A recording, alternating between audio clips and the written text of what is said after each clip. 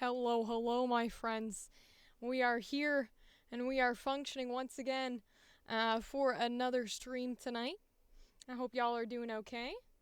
I just realized I didn't pull chat up. That would be helpful. It'd be helpful to have the stream chat up. Sometimes that's a great thing to have in your viewpoint. I don't know, just a thought, right? Okay. Alright. So, tonight we're doing mostly voice acting auditions, and we're gonna do the next episode of Voicing Artists' Original Characters. That is a YouTube series that I have where I contact artists and then I reach out to them about their different OCs, which is original characters for those who might not know, and I take any drawings or any history or any backstory, etc., that they have with this OC, and I give them a voice, and I improv different dialogue lines. We usually do a set of 3 emotions, so we do happy, angry, and sad are like generals, and then we'll throw things in there to mix it up. And then those get released usually once a week on my YouTube. The continuation of it should be soon, possibly this week even, with the episode we recorded on our very first stream with Raz from Studio YG Co. We already can't say words. Okay. We recorded on our very first stream a week or 2 ago. With Raz from Studio YG Crow. We used a character that I voiced for them in their animation, Ada from Kithera Zero, and then a character that is also in the series, but I hadn't been shown yet, and I was gonna voice anyways, which is her sister Sophia. So we had both of those happening, and it was a fun, like, improv, sort of back and forth dialogue-y moment, which is very interesting because often I record these episodes alone. And I never used to do them on streams. This is the first time I did it live, and I think it's kind of fun to do it live because you're getting a lot of interaction where you're sort of seeing a look into the process, and you're like, all right, now I gotta sit here and I gotta think, what do I try this, what do I try that? Whereas the episodes tend to be more nicely, cleanly edited, so we cut out a lot of like the banter and the content that isn't as smooth and as clean as some of the other things. But that's okay, because that way, if you want to get sort of the raw, how do I make this, what is my brain thought process, you can come to the live streams and you can watch. And if you want to get more of the, no, I'd rather see the final product with the images and the clean explanations and the understanding and the lines of dialogue, you can go straight to the episode. So it works out either way. And that's what we're going to start with today. I reached out to some artists who I talked about when I was really doing the series a couple of months ago, before went through this whole process of building a lovely booth and moving places and doing all those things. So the series had to be put on hiatus, but now the series is back in action, and I reached out to some of the artists that I'd previously talked with, made sure they were still comfortable with me using their characters, and so we're going to use one of them today and just record the episode while we're doing it. Theoretically, I should record the audio separately so that my beautiful editor Mordecus, who's lovely and been in these streams, can actually, like, you know, have good non-stream issues while I'm saying things. But am I gonna do that? No. It's more fun to make their life hard. So no, it's okay. It's more so you never know how long the laptop is going to last before he absolutely has a heart attack, and hopefully, I'm praying, never actually lights in flames, but he might explode. So, because the foam, flammable as fuck. The tables, the interior, this is all wood, so God forbid he ever actually lights in flames, because, knock on all the wood and shit, because my fire extinguisher's in my kitchen, so I would have to, and pray to God. Anyways, let's get out of that territory and let's go into this episode. So, let me pull up the jazz we're working with here today.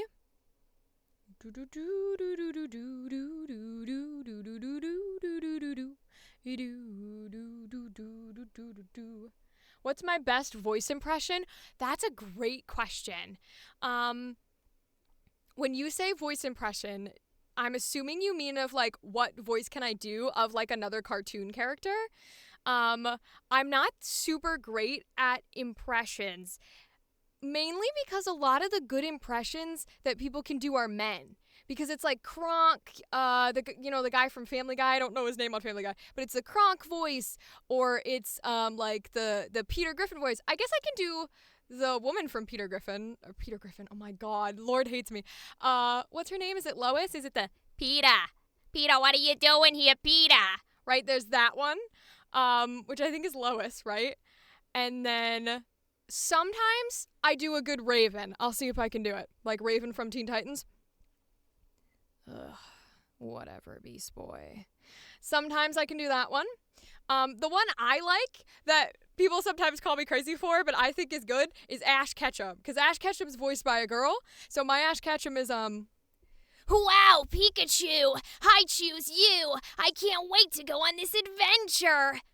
That's what I like to do. He's one of my favorites. I love doing Ash Ketchum. He's a bit more of like the original gritty version of Ash than he is like the newer, softer version. I could probably make it a little softer, like a, whoa, Pikachu, who knew that you had this in you? I guess I'll have to go with Charizard today. That's probably my favorite. Yeah. I love doing that voice. I wish I could do the Yu-Gi-Oh voices. Although, I think they're... Thank you! I appreciate that.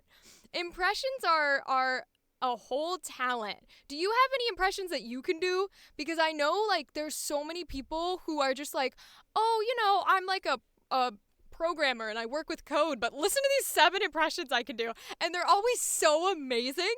And I'm like, yo, what? How do you do that? It's like crazy shit. I wish I could do more. I think Ash is the main one. And then I'm a bit better with accents than I am with actual impressions. Although I'm not the best at accents. It kind of depends what territory we're going. But like I can do Irish, I can do British. You can do like the New Yorkie sort of Brooklyn accent.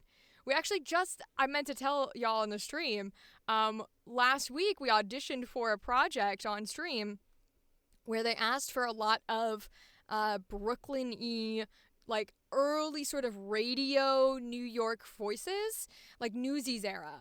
And I love doing those voices. And it was for like a detective noir, and we actually did get the role for one of those characters that we auditioned with. I don't know that I'm allowed to say which one yet, but we did get it, is what I'll say. So it was really funny because I got that call and they were like, oh, we heard you audition for such and such. We really liked your voice. And I had to pause because I was like, you mean this voice? And I went, yeah, I see what you're doing now. That seems like a mighty hard time. Which is like, it's so cartoony.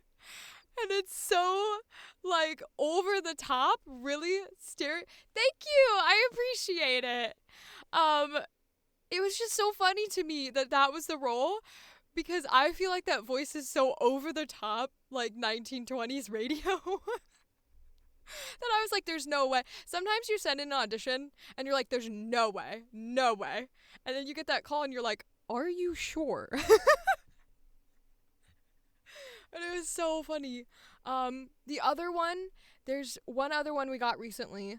I don't know if I did it on stream or not. I think I did. That is an accent that I am not super strong with. But when I see accents that I can do with the way that I am, even if I'm bad at them, I like to try them because I think it's really important when you do auditions, even if you think you're going to suck, to just go for it. And I don't really have a strong Southern accent because there's a lot of places in the South that are like very specific. So like there's a strong Texan, there's a Louisiana, there's a Missouri, like, and I don't really have a strong Southern. Mine is kind of an amalgamation, if we want to use a fun word. It's kind of a mash of Princess Tiana's sort of like Louisiana soft, sultry Southern, and then like Foghorn Leghorn, what's his name? The Knives Out, like Detective Blanc. So you mash those two together, which are two completely different. And that's sort of my Southern, where it's like a very strong, well, darling, I didn't know that that's what you had thought. You should have told me sooner. And so it's a weird mismatch. But it's fun. I think accents are a lot of fun. But thank you. I really appreciate that. And feel free, like, I know some people can do, I'm always impressed and it amazes me how many people can do different voice impressions and different accents. So if you have any, definitely let me know. I always like to ask chat what they can do voice-wise or what their fun voice things are to do. But we'll definitely get into the episode here so that we can put on more fun voices. So if I move it over, yay! Love having a little stream deck. It's so nice. So this is the character we're working with today. She's lovely. She's beautiful. She gives me very elf vibes with the long pointed ears. Maybe a little bit of like Zelda territory, like Princess Zelda, with the long blonde flowy hair and the blue eyes. But yes, so today on Voicing Artists Original Characters, we are going to be working with this lovely drawing from the artist Emma Fisher, or the name online, if you're going to go look her up, is Luria Art, pronoun she, her. So she said that I would be able to use this drawing of one of her OCs here for our episode. However, I don't have any character name. As I bump my microphone. I don't have a name for the character. I don't have any background or history for the character. I don't even have a character description personality-wise or a voice description. Nothing. So we are entirely running off of what we get from this image. And this is also the only drawing. So we're going to be running solely from this image and the vibes that it gives us, what the artist has put into their actual drawing style. And we're going to run from there. So I'll give you some of my notes on this image and what I see from this. As I said earlier, she gives me very Princess Zelda, Elven energy. And what I mean by that is a very regal, a very, what's the word I'm looking for?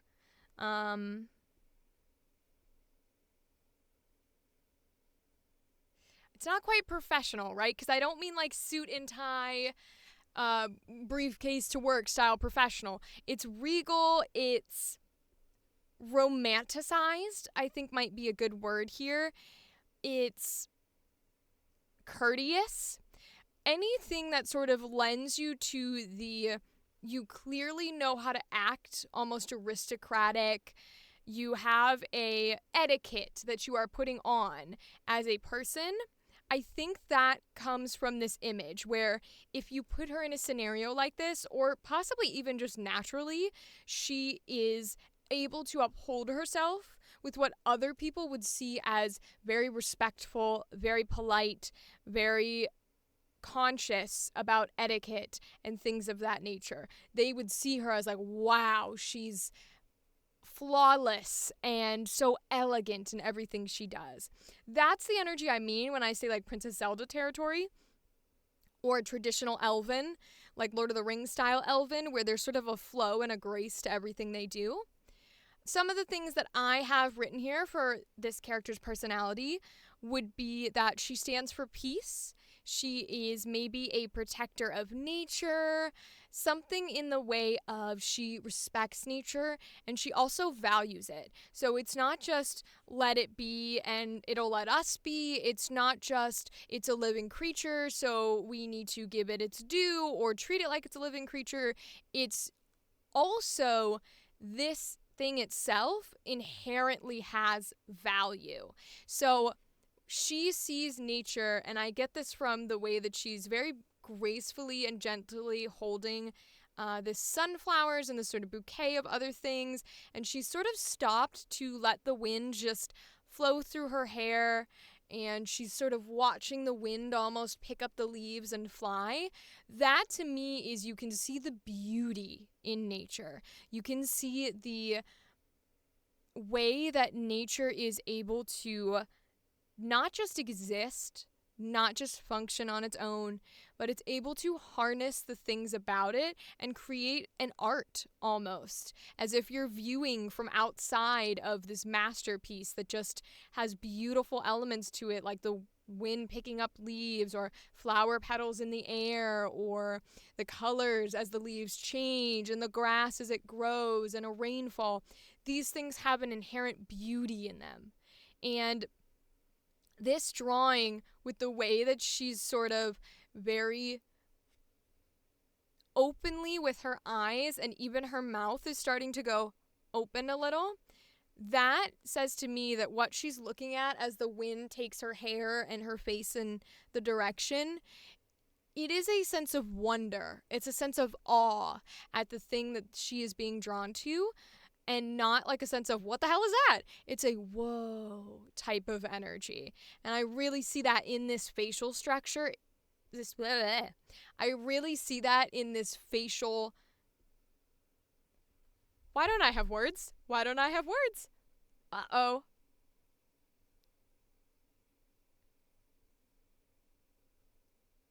Facial.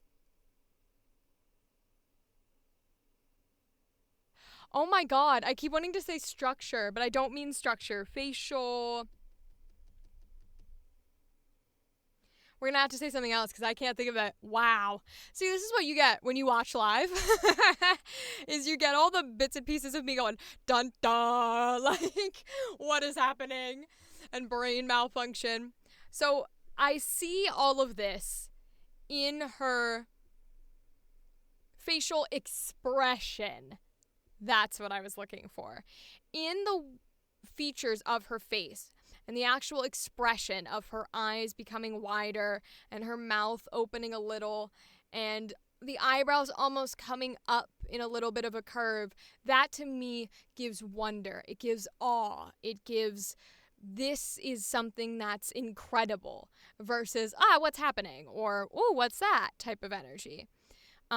It's almost like the world has slowed down and there is only this moment in time. You just exist in the moment, in the beauty of nature, right here, right now.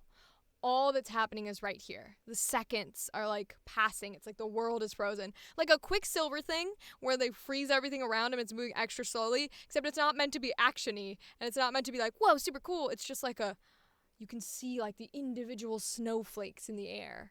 Wonder, beauty, awe, nature. What else do I have here? I have gentle, I have kind, I have warming, ethereal or otherworldly presence. Possibly that fades into their way of speaking. So the ethereal vibe, you could argue, is from sort of the elven idea, but I also think when you are this in tuned with your surroundings and with the life and the creatures around you, that you don't have the proclivities that we have from society and all its little things that come into the way that we speak. You don't feel the need to talk as fast. You don't feel the need to get your words correct or say things with passion or do all these things that we do because we want other people to make sure they understand exactly what we're saying, or we're not being misinterpreted and we're not being interrupted and all these things. You don't necessarily have that if your life has been with peace and with nature and outside of these societal restrictions.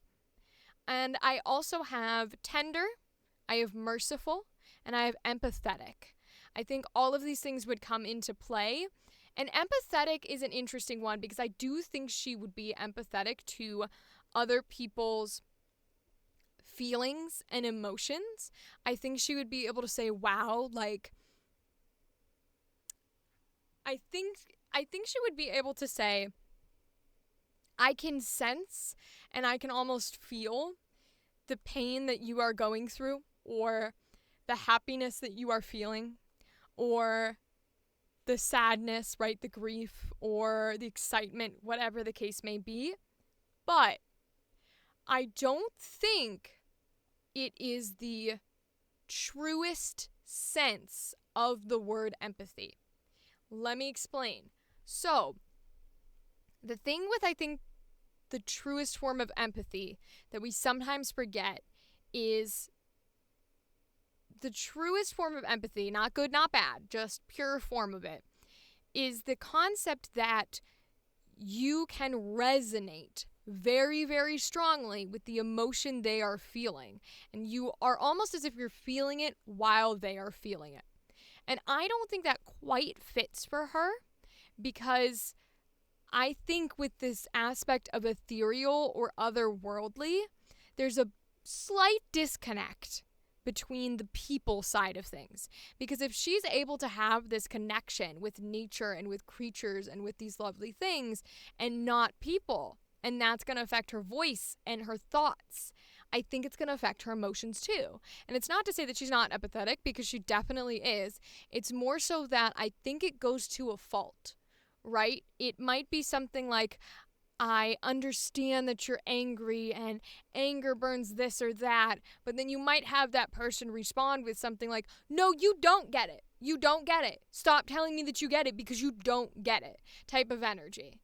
So we'll see if we can play with that a little bit when we're doing these lines and futzing around with things.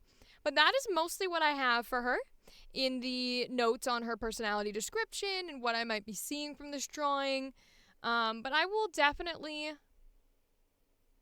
Let's see here if while we're in the moment, we can pull up anything in this drawing in particular. We talked about the nature, we talked about the wind blowing through her hair, sort of the wonder and awe in her eyes and in her mouth and in her eyebrows. Let's see if there's anything else. I will say it's a very bright color palette. It's very bright, and it is warming, which is one that I mentioned. Usually cool tones like blues and grays give a bit more of a calming impression. And in this case, we have the opposite. We have bright yellows, and we do have a little blue in there.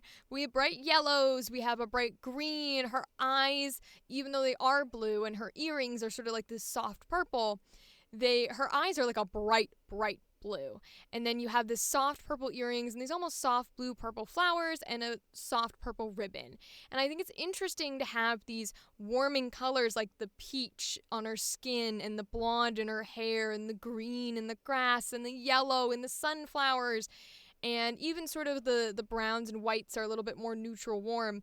And then just little itty bitty spurses of the cooler with the purples and the blues, just tiny little bits in there. It's really good color design just for actual drawing and art's sake.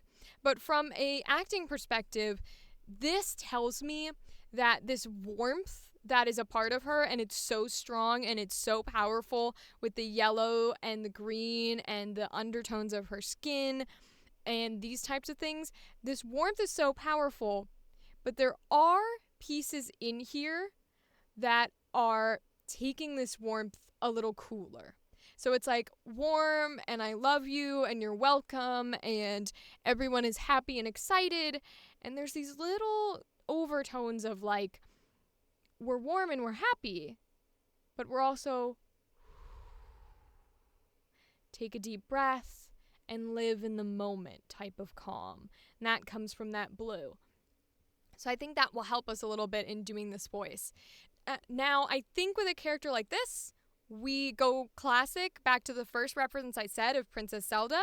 I think we go classic, softer, higher pitched style character. The princess voice, or the damsel voice, if you will.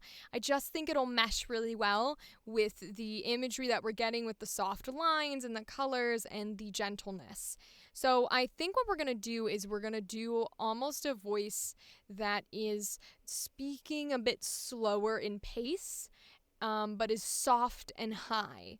So we'll try and combine those together and do a voice like that. The first emotion that we want to do here is happy. So if I was going to give her a happy line, I think it would be something about the beauty of the nature around her. We keep bringing in this nature aspect and this almost ethereal aspect that I think her living and breathing in this environment and maybe her explaining why it brings her excitement and it brings her happiness might get us there. So let's think for a second. What could we say that would be this happy sort of dialogue for her?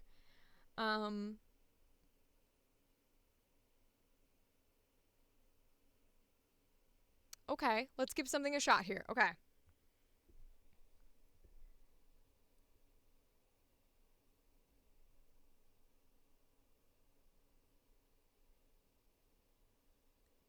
Do you see it? The world is beautiful.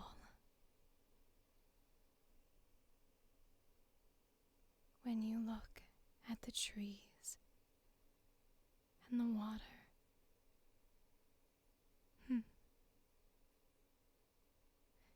There is nothing that I value more than being a part of this. It's everything I could have ever wanted. Ooh. I like that. There's a lot of breathiness in there, so I apologize ahead of time for the that shit sucks. But unfortunately, I am loud and I breathe a lot through my mouth. So when I try to do characters like this and I get very breathy with it, which I actually really do like that came into it, I tend to poof airs into the microphone. So I apologize ahead of time. We might do another sort of take of that. Let's see if we can get some of the breathiness out here. I did like that it came into the character, though. Wasn't planning on making her breathy, just sort of higher pitched and soft and a bit of a slow speaker. She ended up a little fast and was simply more thoughtful on her words rather than actually speaking slow. I think maybe we try a version by slowing it down and keeping the breathiness, because I like that the breathiness came in. So let's give it a shot. Let's try again.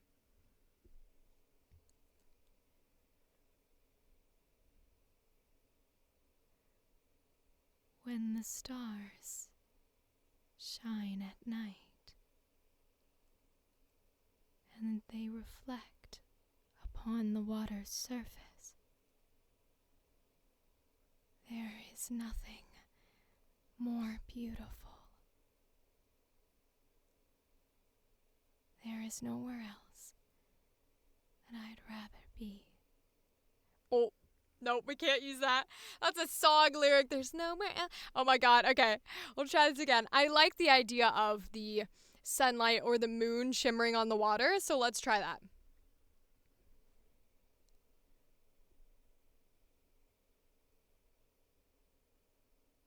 When the light of the moon shimmers along the water and the wind bristles through the trees,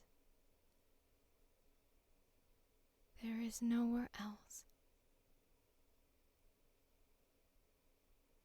There is nowhere else that I feel so loved.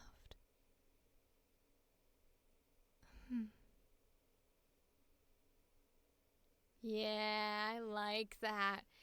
There's still a good amount of breathiness in there, and it has such a strange pacing. Because rather than slow it down like I thought maybe we should do, the speed of the way she spoke sort of stayed intact. She doesn't speak rather fast, but she does speak in spurts. The pacing is what sort of solidified itself as, no, this is the pacing that she speaks at. And it's not a typical sort of natural human way of speaking. We don't usually speak in, I say words, then I say more words, then I say more words. That's not usually what we do. We usually speak a little bit until we have an idea in our head, and then we finish the sentence at the end. Or we just go completely through a sentence, right? Any of these things are possible. Or for people who talk slower, they usually have a consistent speed at which they speak, but the pauses throughout the sentences or brain thoughts are not really there. Right? And people who talk really fast just kind of do this and then they keep going and they really don't think about it, but sometimes they're there. But again, there's no pauses. And I think that speaks to the ethereal, otherworldly aspect of her that we were picking up on. Is she speaks in this pattern that isn't quite natural. It's not unnerving, it's not scary, it's just different. But she's so calm and she's so gentle about it that it works. It's like a sort of almost like a fairy or an elf, like we're talking about, with this elegant sort of otherworldly being. So I like that for her happy. But now we gotta make her angry. So that becomes the question. How do we make a being like this angry? Well, if we are going with the idea that she finds her peace and she finds her happiness inside of just existing with nature, she doesn't need to be involved, she doesn't need to put her own things into it. It's almost just she is experiencing it. Then perhaps she might be angry. Ooh, that's a tough one, huh?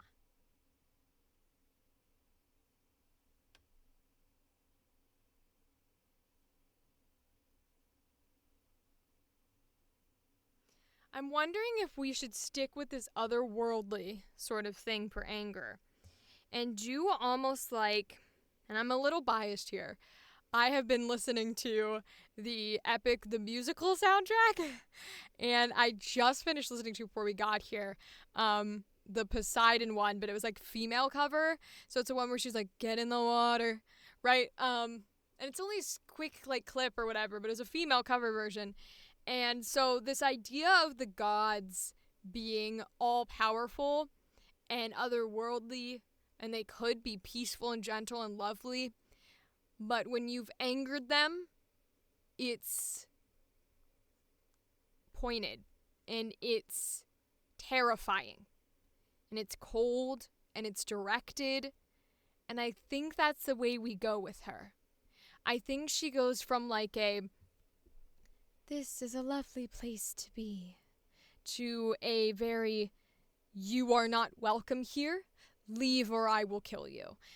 Just very succinct. It might even change the pacing of the way she speaks. I don't know. We will see. So if we're going to go that route, then I think the person she would have to be angry at would be some sort of people that are invading and hurting the land. Maybe like Sokka in Avatar style when he's like cutting down the vines of the tree or something, but much more serious, much more like Poseidon god energy. So let's see if we can play with something like that. What could the person be doing to nature? Could be cutting down trees. We could go Lorax style, right? And it's something like that. It could be... Ooh. What if they're setting fire to it? Okay. Oh, okay. Let's try this. I think I got something.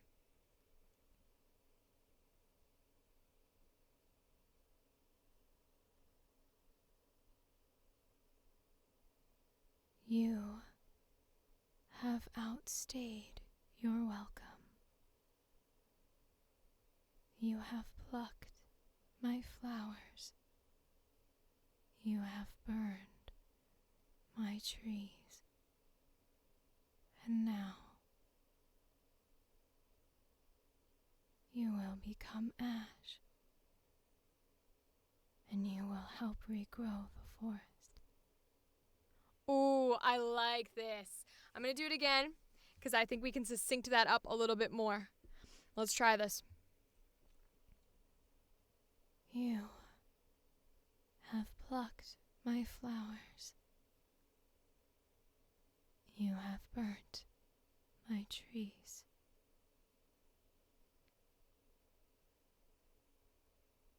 The forest must grow again, and you will be its soil on your knees. Ooh! Oh my God! Whoa! Speak of otherworldly anger. That's fucking terrifying. That's like all emotions, all soul has left. It's gone. It's not here anymore. You don't even get the chance to beg for your life or plead your case. This is just fact. Oh, I love that. That is not something I get to do often. Oh my lord, but that was fun, especially not in that voice. I think both doing that in a low voice and a high voice is fun, but because of the way that she speaks, her pacing and her breathiness, oh, that was good. That was a very good one. Which means that our last one is sadness. So what do we want to do here for sadness? Well, if someone destroying the forest would make her angry and sort of this pointed you will die here type of energy, and living and existing in the forest makes her happy, then something that makes her sad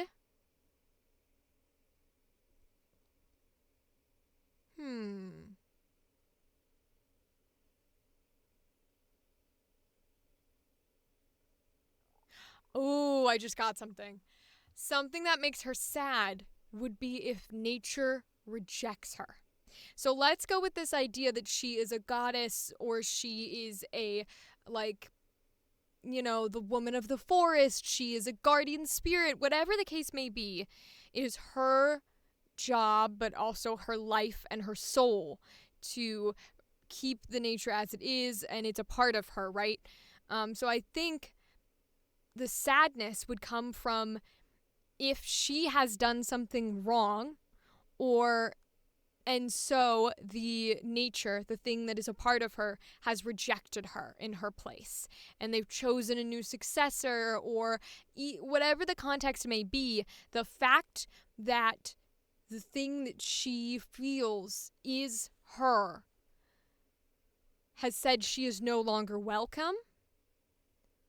Ooh, that would make her sad, I think. Because I don't think it would make her angry, because she would believe that whatever nature decides, if it decides to tell her that she's no longer welcome, is the correct decision.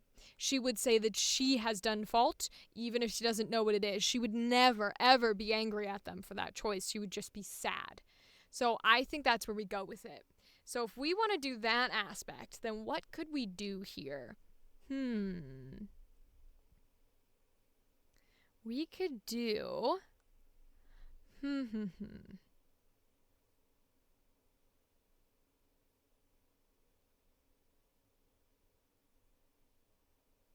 I think we're gonna stick to like this god energy that the epic musical has given me. And we're gonna go in that kind of a route. So I think I have something. Let's give it a shot.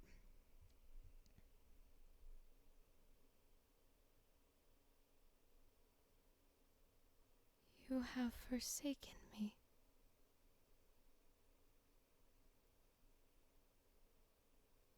What is it that I have done?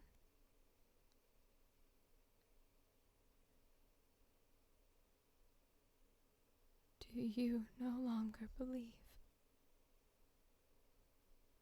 that I can service you? Will I never be able to sit amongst the flowers again?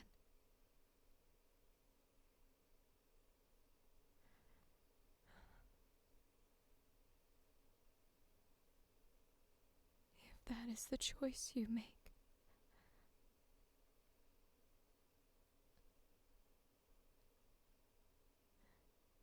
then may your will be done. Oh, that's sad.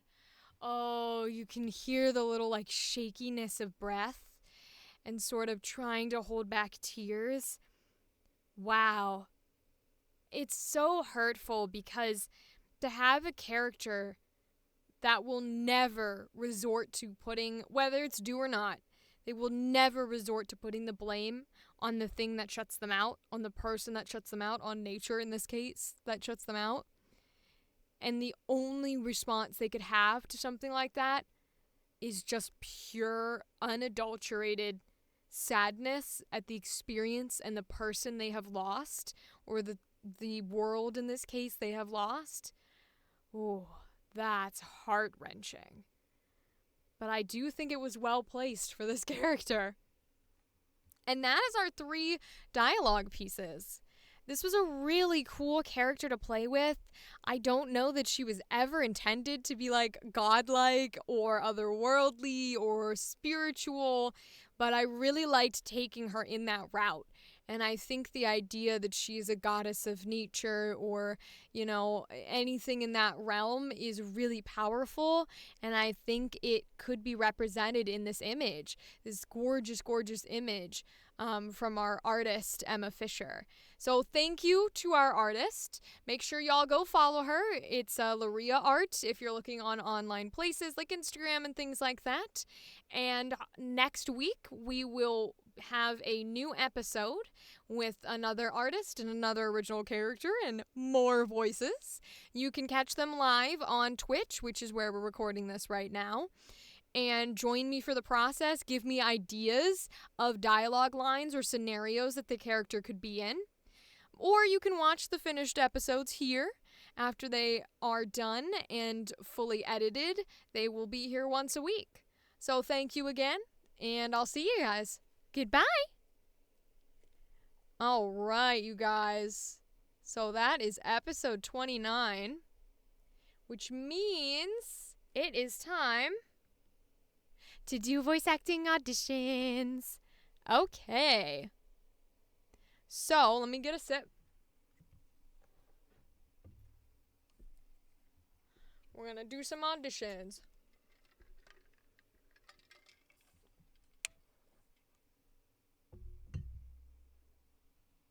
So I pulled a few off of our Discord that we can go through. And we'll do these ones first because the Discord ones tend to be either like super soon deadlines or they're kind of like all over the place, etc., etc. And so let's see here.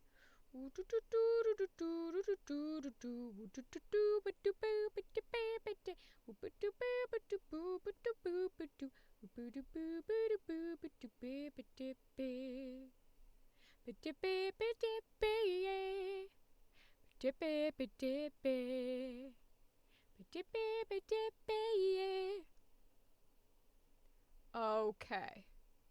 All right, so we have this first one here, which is called Blood and Sun. It is a Vampire the Masquerade audio drama.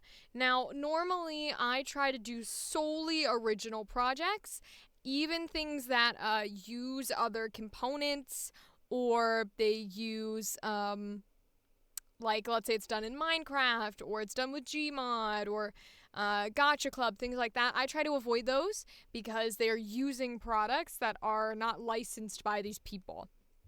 However, with TTRPGs, which is tabletop role-playing games, that's kind of where I toe the line of I still might do the project. And the reason why I say that is because you have things like Critical Role and Dimension 20 and all these groups who are able to use D&D, have their own original campaigns and contents or audio dramas or podcasts, and still be able to use that as something professionally that they've done. The reason why I don't use other content that uses unlicensed things is because I can't promote that, right? I can't put it on as my professional side of things because it's not licensed. But usually TTRPGs are generally okay with you having that in your resume. So Vampire the Masquerade is a TTRPG. So we're going to look through this one. We're going to audition for some stuff and see how it goes. So Dead Set Media is casting for several roles for the audio drama portion of the project. Roles are listed below and all start at a base pay of $20 plus $1 per line, which is nice that it's paid. Thank you for compensation.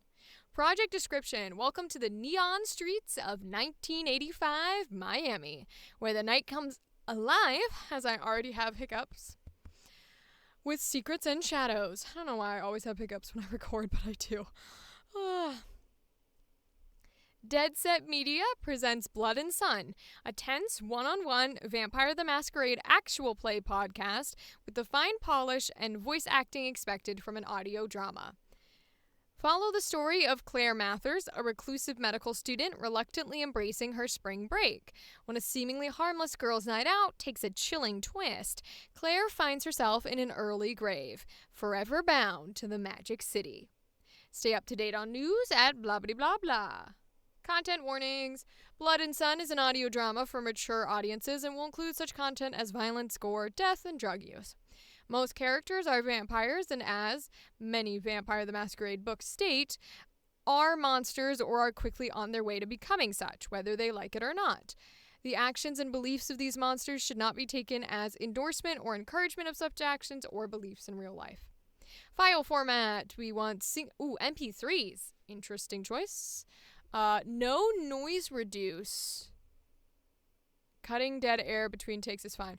Do not equalize or noise reduce. Okay, so when I do auditions, I both noise reduce and normalize, which is kind of equalize, so they specifically are saying they don't want it. I don't know if I'm going to listen or not. There will be video proof of me if I don't listen, but I don't like not noise reducing and not normalizing my shit. Because professionally, those are the takes that I send in regardless. Because they don't mean raw audio when they say raw audio in the professional world. That's just not what they mean. At least this one says don't slate, thank God. Format your file name like name of the role, your name, yep. Record no more than 2 to 4 takes, yep. Apply to as many roles as you please. Do a full read-through of all provided lines before doing second take. Okay, so they want ABC, ABC. That's how the normally goes, is ABC, ABC. Compensation, basic rate of $20 with the addition of $1 per line. Blood and Sud is non-union. Payment is PayPal.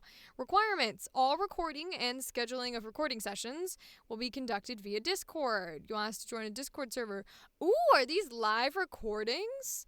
Clear and quality recording setup. Most scenes will be read together with all actors in the scene present. Some scenes will not necessarily require this. Recording sessions will be live directed and generally involve an A and a B reading, along with any spot line readings. Recording sessions will be scheduled in CST, not exceed an hour. Actors will be asked to reprise their roles in the future. Ooh, I love live recording shit. I mean, I'm streaming right now, but like, I love live direction because it adds such a sense of play to the game. I do love recording by myself. This is true, but they're very different mediums. And I think that live direction, especially when you've got multiple people there to work with, can be so much fun to play around. Sometimes it does depend on like the director and the actors you're working with, because if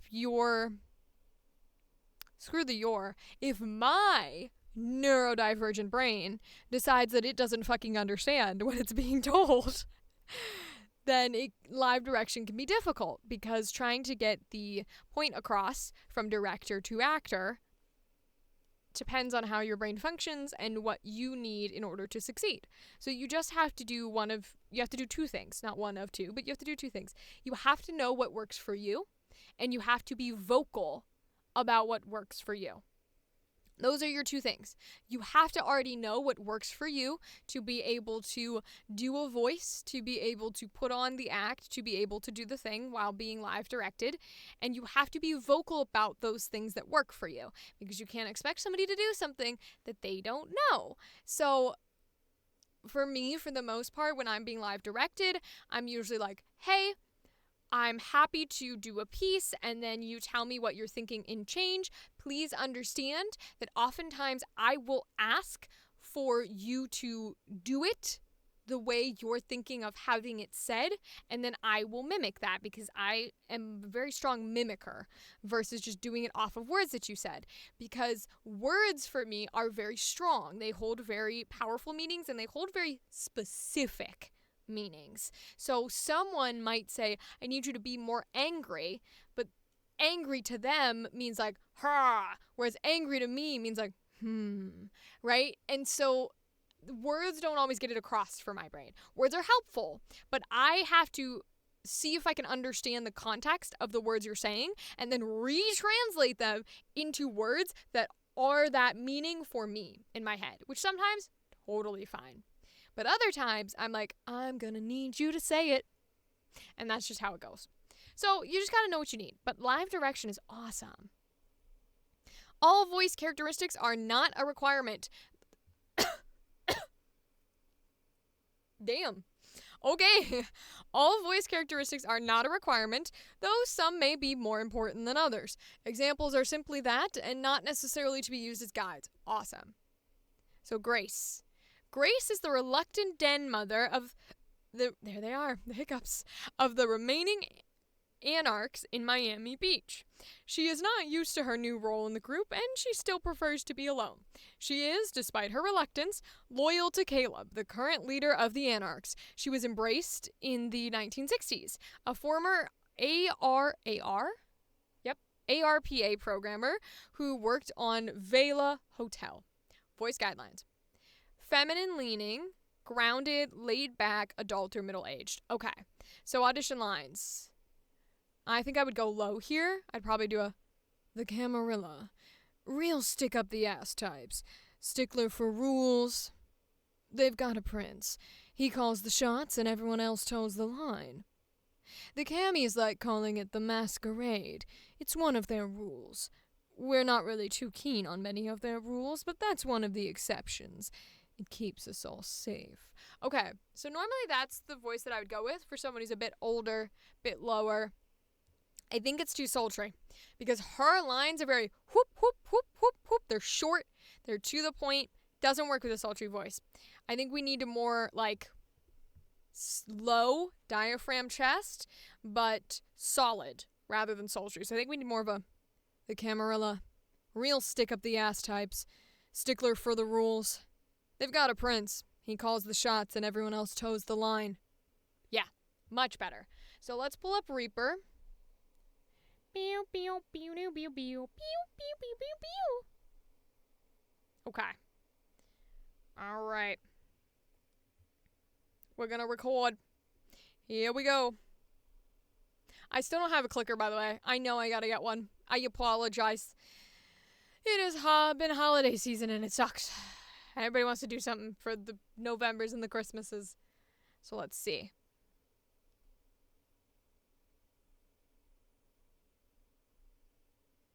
The Camarilla.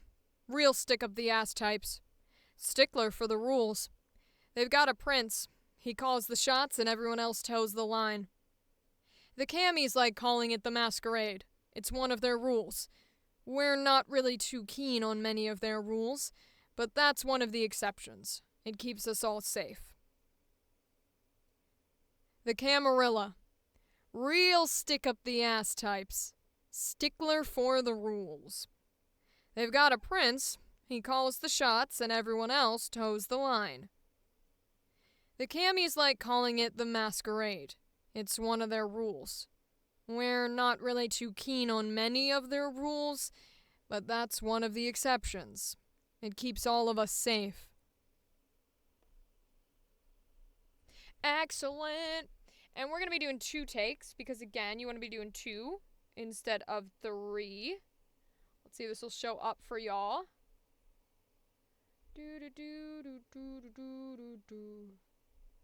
Yeah, there we go. Beautiful, the isotope editor. All right, so we're going to go in here. And I think I'm going to defy their rules. They'll have video footage of me defying the rules, but they gotta watch a full hour in. It's fine. Everything's fine.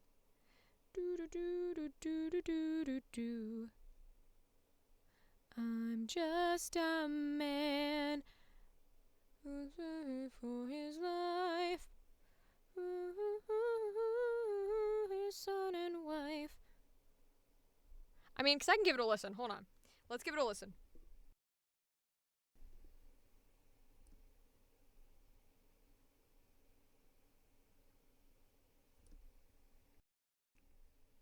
Okay. I'll allow it. It goes against everything I want to do to this, but I'll allow it. Specifically because they said not to. I will allow it. Although I hate that they're making me do it. But I do have a professional setup, so like I don't technically need to noise removal because my floor is at like I think it's like in the past -60.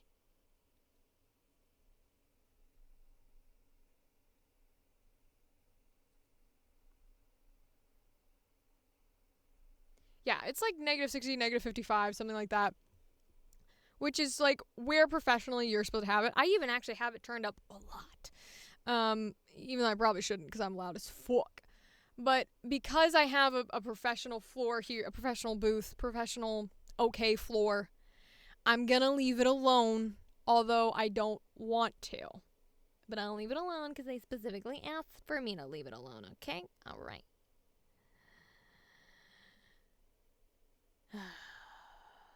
Okay, alright. Ooh, I hate it. Wow, I did not think it would be this powerful, but every fiber of my being is like, let me noise removal. Let me noise removal. Let me do it. But I can't. Alright, so who is this? They want roll my name, correct? Like normal things do? Yes, but they want MP3s. Okay, so this is Grace. So, I'm going to go to the desktop. I'm going to go to auditions. Casting calls. This is, oh, Lord help me. His son and wife. Blood and Son. Okay. Blood and Son. I'm just a man. This is Grace _ me. Oh, MP3. God damn it. Almost did it. I almost did it. Blood and Son. Okay. Grace _ me. There we go. Now it's saved as an MP3. I'm just a man who's fighting for his life. His son and wife. We're just a man. I'm gonna get rid of... I'm so obsessed with updating the Twitch titles. Boop. Okay. I don't need to, but like, I did.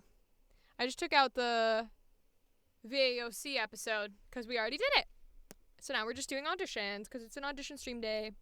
Okay, so that's Grace. Let's do everybody else now.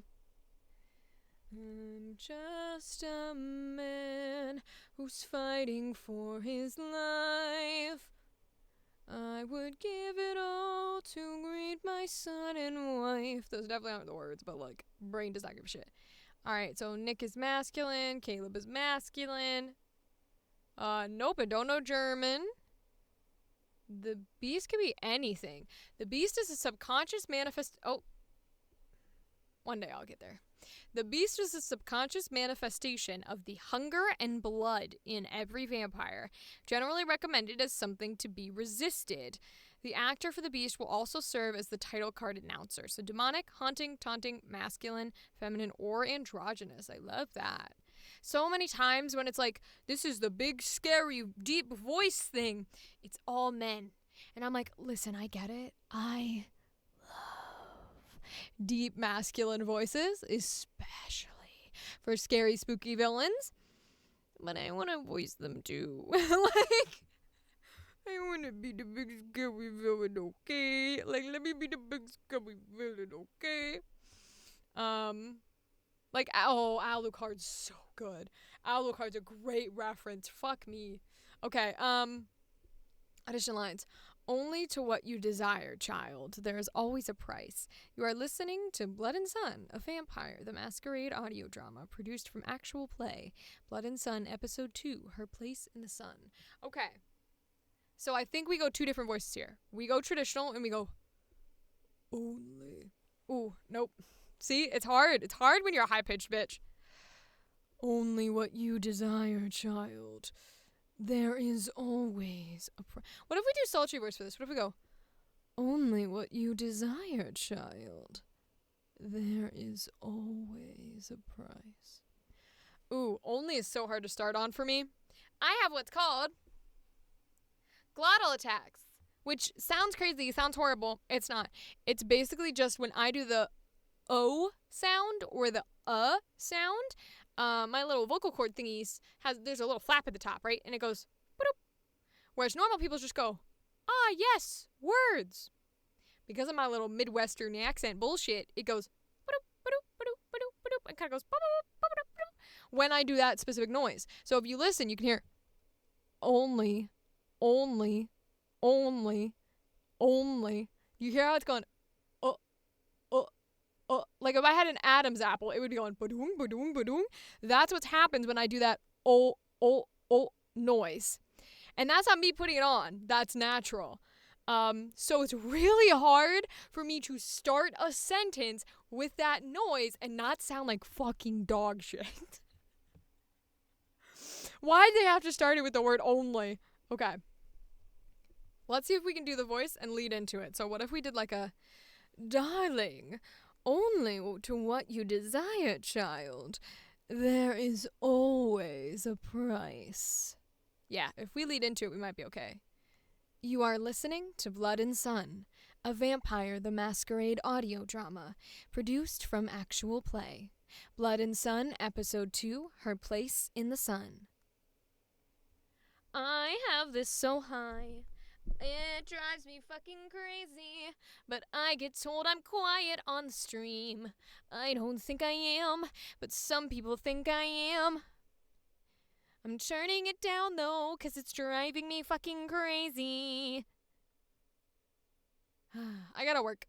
Sometimes we gotta do work, and part of that work is not poofing into a microphone and learning to breathe through our nose, but it is what it is. So we're gonna try that. And then I think our second voice is, can we do like a, nope, bring it down.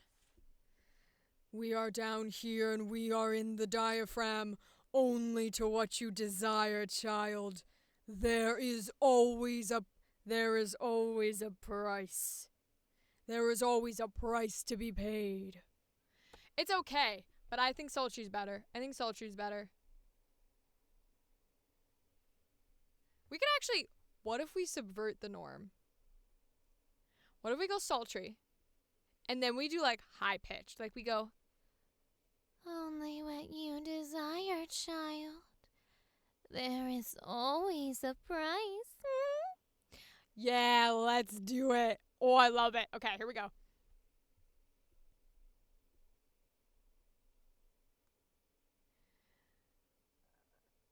This is the lead-in to the line.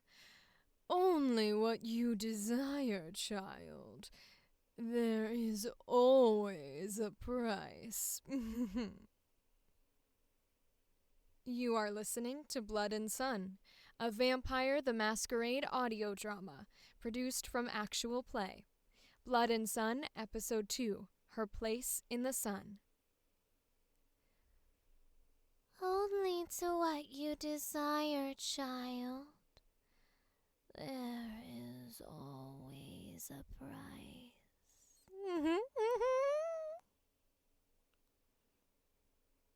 You are listening to Blood and Sun, a Vampire the Masquerade audio drama produced from actual play.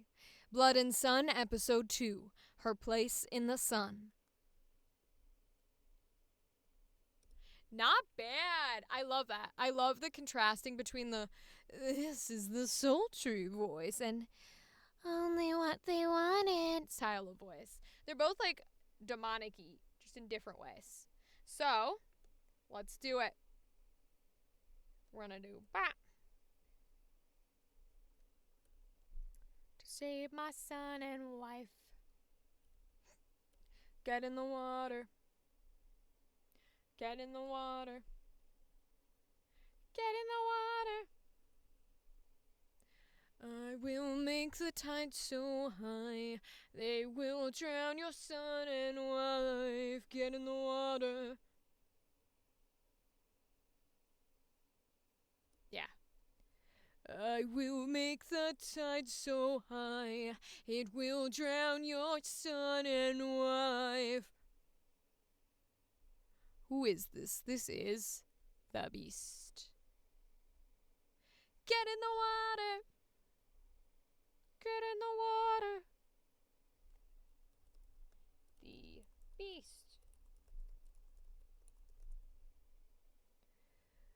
I will make the tide so high, I will drown your son and wife. Get in the water. Alright. What's next on the list? Father Cameron is a sir, and Maxwell is a sir. Okay. Audition form. Please submit all applications here. Cool.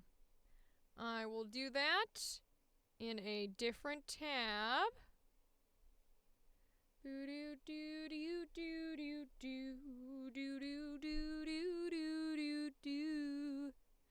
in the water.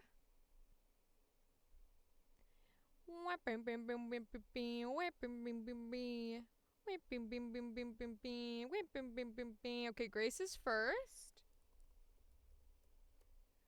Get in the water. Ooh, they want my website. Okay, we'll go up to my website. Get in the water.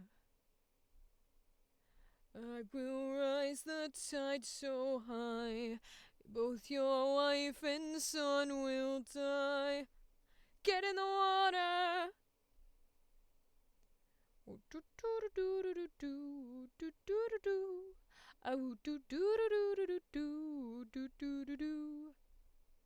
Blood and Sun. Grace first. Okay. Alright, submit. Wait until it goes. Nice. Submit another. Get in the water. Get in the water. I will rise the tide so high, both your wife and son will die. Get in the water. Get in the water. Good part about, like, having it be musical things that get stuck in your head is theoretically other indie people in the arts industry will not try and copyright strike me for singing their thingy-majigs. Because unfortunately, neurodivergent brain needs to sing things over and over. Okay, they're submitted. All right, so we can close this one. Next one is Event Horizon Open Casting Call. All right. Take no consideration. Yes. This is the official and only way to submit an audition. This is non-paid, non-union, recording in person, but will offer remote recording. Cool. Remote recording is what I need. Event Horizon is a science fiction and mystery video game project for a game design workshop. Our story follows an astronaut that has awakened on an unknown spacecraft that has crash-landed within a black hole.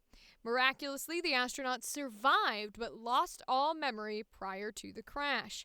They cannot remember what they were doing on a spaceship in the first place, nor anything about their past life. Only guided by an artificial intelligence integrated into the spacecraft system, the astronaut is tasked with exploring this strange new world and finding a way back to Earth. The astronaut will face many obstacles and challenges as they search for the singularity, an unknown entity believed to have the power to reverse time and may be able to return the astronaut back to safer times. This will be a fully playable and shipped to Steam game by the end of spring 2024 semester. No previous voice acting experience is required, and we strongly encourage all those interested in voice acting to audition regardless of gender, age, or race. Gotta be 18 years or older. Cast 4 main and 3 to 5 minor. Okay. I love doing video games. I love it so fucking much. Okay, 20 students under game design major, based in Orlando, Florida. All these people are on the project. The other, there's the one that we got cast in, which I said this earlier in the stream.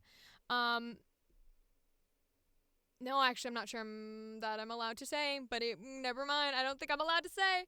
But we got cast in a video game, which was really cool. It's giving me the same energy. Click here for character information and sample monologues. Damn. Please record a maximum of 2 takes. Yep. You can do your own creative rendition. You don't have to. Okay. State your full name. And the sample dialogue you are reading. Readings for different monologues should be submitted individually. Multiple takes with the same monologues clipped over as one video or audio. All audition recordings will need to be grouped into a singular zipped file for submit. Oh, interesting. Please title the individual video audio file last name, first name, sample dialogue number, and the zipped file titled as Oh, interesting. Okay, I hate that I have to slate. Please, I beg of you, stop asking people to slate. Stop it. Stop it. It's the worst fucking thing on the planet. No professionals will ever ask you to slate. Stop it. Stop it. Stop it. I hate it.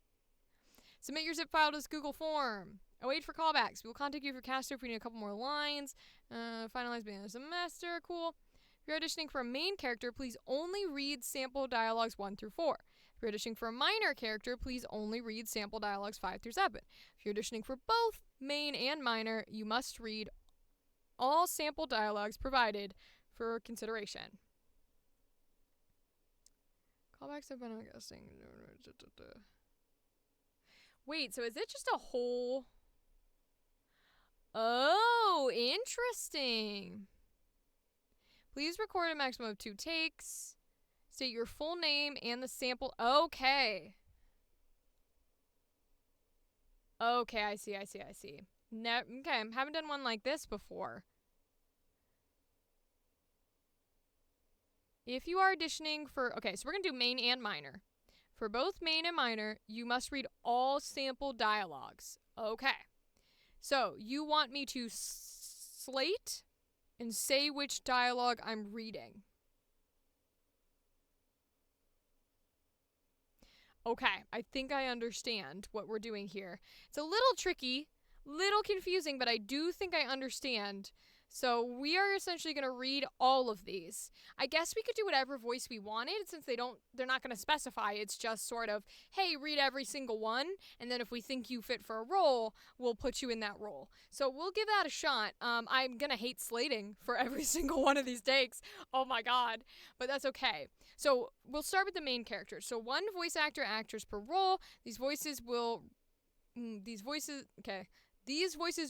remain consistent throughout the duration of the video game. Must be able to portray a variety of emotions by using only your voice. That makes sense. So we have a motherboard, we have Kaz, we have Mary Ann Cadwell, and the director. So I'm guessing motherboard, artificial intelligence covertly developed by Zero, designed to work alongside and aid the astronaut through the event horizon.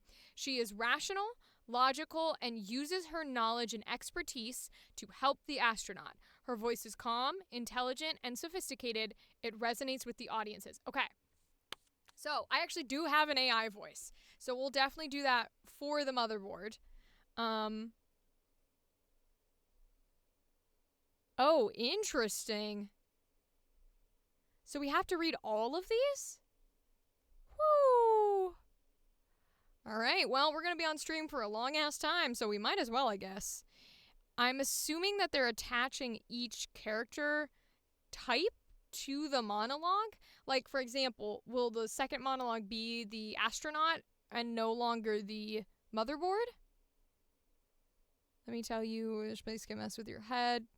I think so. I think that's what they're trying to do. So sample dialogue 1 is going to be the motherboard. So that's what we'll give a shot here. So let's see. So it would be a, "Greetings. I am your personalized artificial intelligence. My purpose is to offer guidance in times of uncertainty, as well as ensure your safety and well-being. The spacecraft has experienced an unscheduled landing on an unknown planet. Establishing long-range communication is a priority. But there appears to be some interference in this atmosphere, preventing distress signals from transmitting. Woo! I will do my best to provide you with information as soon as possible." I gotta turn up for that one. Cue, flashback of me 20 minutes ago being like, I'm gonna turn this down because it's too loud. And now I gotta do an AI voice, so I gotta turn it back up.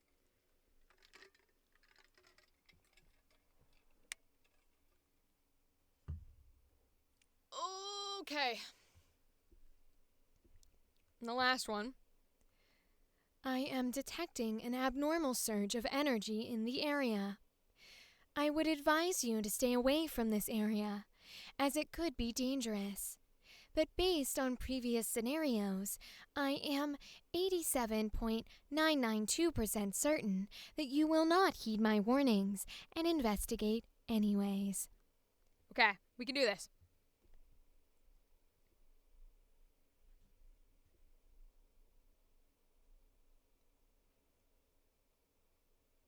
Rachel Schumacher reading God damn it, okay? Rachel Schumacher reading sample dialogue 1 for the motherboard. Greetings. I am your personalized artificial intelligence. My purpose is to offer guidance in times of uncertainty, as well as ensure your safety and well-being. This spacecraft has experienced an unscheduled landing on an unknown planet. Establishing long-range communication is a priority, but there appears to be some interference in the atmosphere, preventing distress signals from transmitting. I will do my best to provide you with information as soon as possible. I am detecting an abnormal surge of energy in the area. I would advise you to stay away from this area, as it could be dangerous. But based on previous scenarios, I am 87.992% certain that you will not heed my warnings and investigate anyways. Greetings. I am your personalized artificial intelligence. My purpose is to offer guidance in times of uncertainty, as well as ensure your safety and well-being.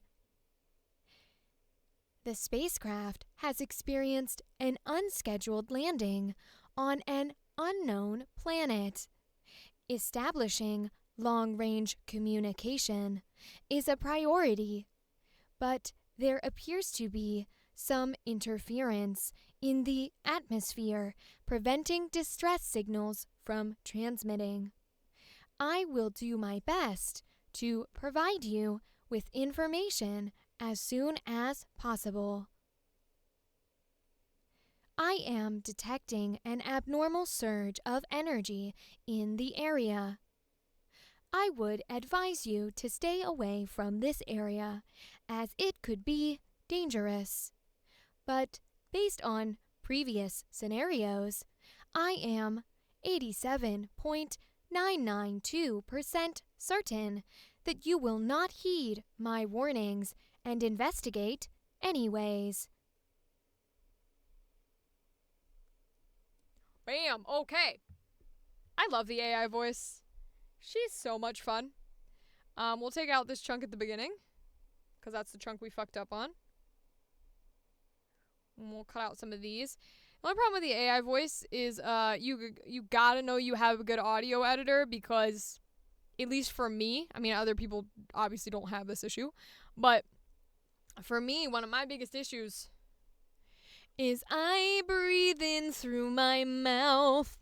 So the amount of I have to do when doing that voice, because the voice itself is so structured that it restricts a lot of the access to my breath.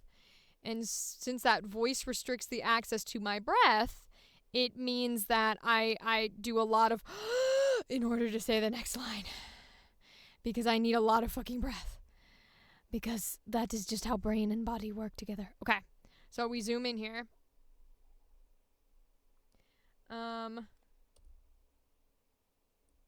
Okay. I want to make sure I don't have any big boys. Son and wife, I'm just a man.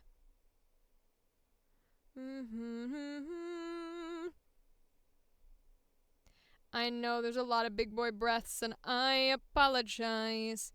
That's just how it goes sometimes. I'm actually going to go through here and cut them out. I normally do not cut out my breaths. And I don't recommend that if you ever audition, you cut out your breaths either. However, I'm doing it here because I fucking know how this sounds. And it sounds like hot fucking garbage.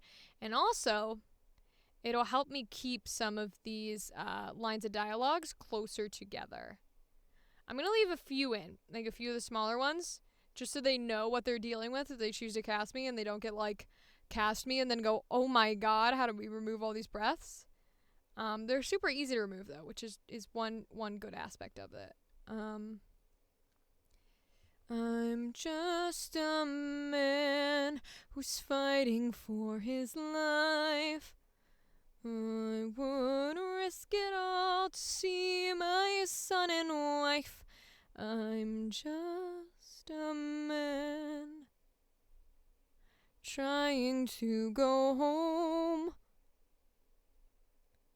Wah wah wah wah wah wah. Wah wah wah wah wah wah wah wah wah wah wah wah wah wah.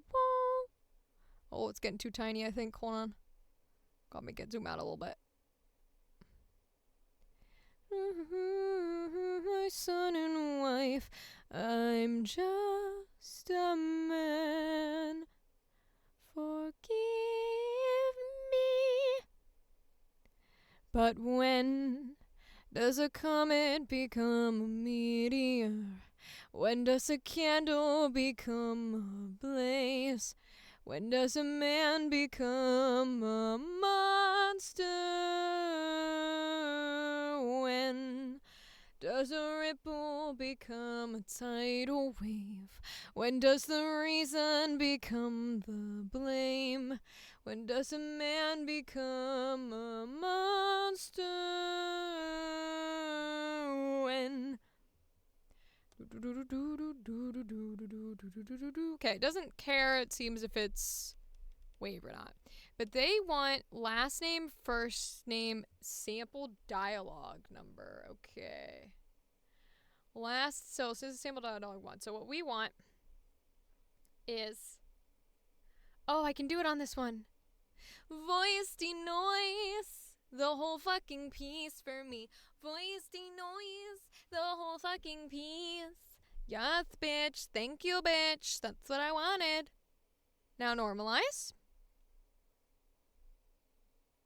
Yeah, see how much that went up? That's because my robot voice is quiet as fuck, bro. Okay. So, this one is called Event Horizon, I believe. Yes, okay.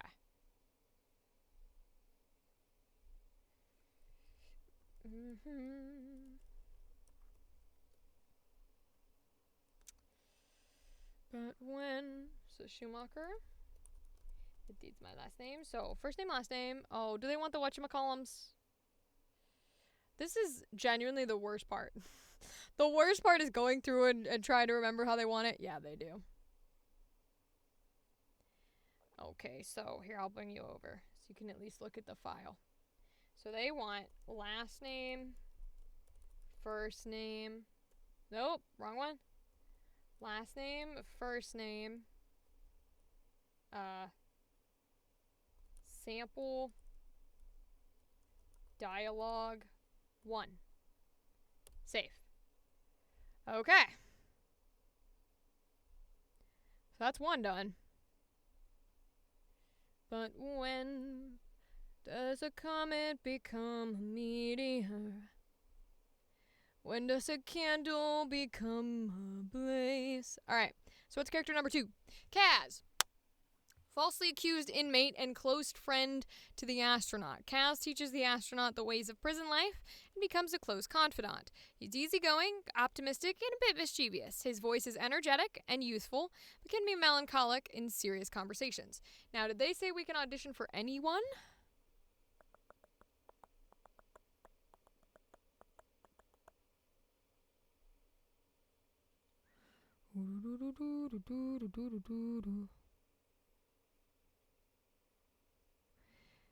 It says audition regardless, but doesn't say that the characters are gonna choose.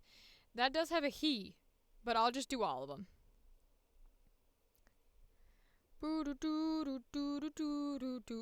I'm not gonna read it ahead of time because it said because I don't want to. You know what? Fuck it. I'm not gonna justify myself. Let's do it.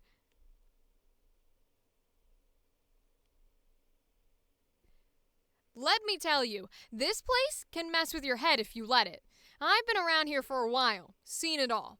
You'll get used to the routine, the monotony, but hey, It's not all doom and gloom. We gotta find the silver lining, right? You ever been a part of a poker game behind bars? It's like a whole other world. What am I in for? Well, I was out there doing my thing, minding my own business, and boom! Falsely accused. Sentenced to this place. Yeah. Totally messed up. But believe me when I say we can't let the past drag us down. I've been holding it down in this joint for a while now, and I gotta say, it's a wild ride. But enough about me. So what brings you to our not-so-exclusive club? Let me tell you, this place can mess with your head if you let it. I've been around here for a while, seen it all. You'll get used to the routine, the monotony. But hey, it's not all doom and gloom. We gotta find the silver lining, right? You ever been part of a poker game behind bars? It's like a whole other world. What am I in for? Well, I was out there doing my thing, minding my own business, and boom, falsely accused. Sentenced to this place. Yeah. Totally messed up. But believe me when I say we can't let the past drag us down.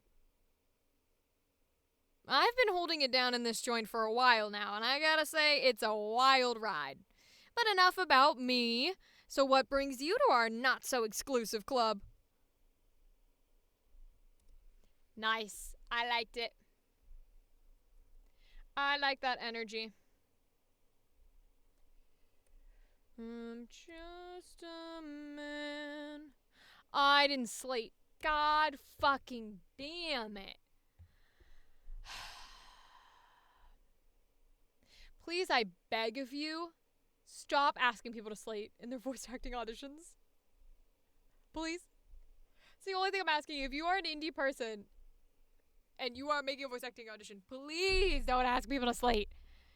Do you know how much trauma you're causing me? So much. Okay.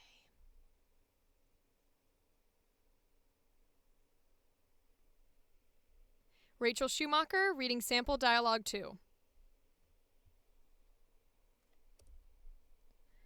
I fucking hate the world, 'cause now I gotta glue these together.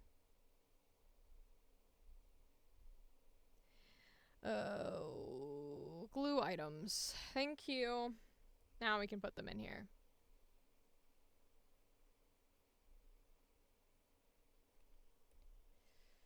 But when does a comet become a meteor? When does a candle become a blaze? When does a man become a monster? When does a ripple become a tidal wave?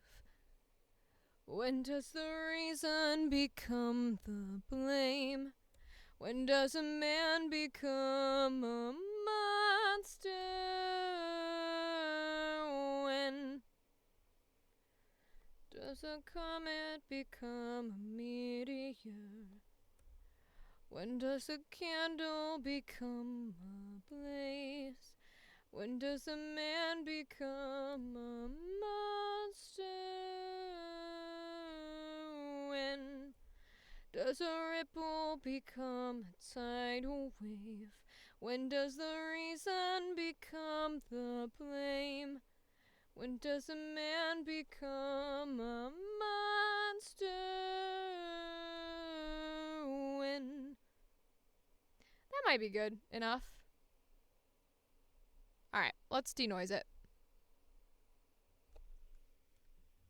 Wah, wah, wah, wah, wah.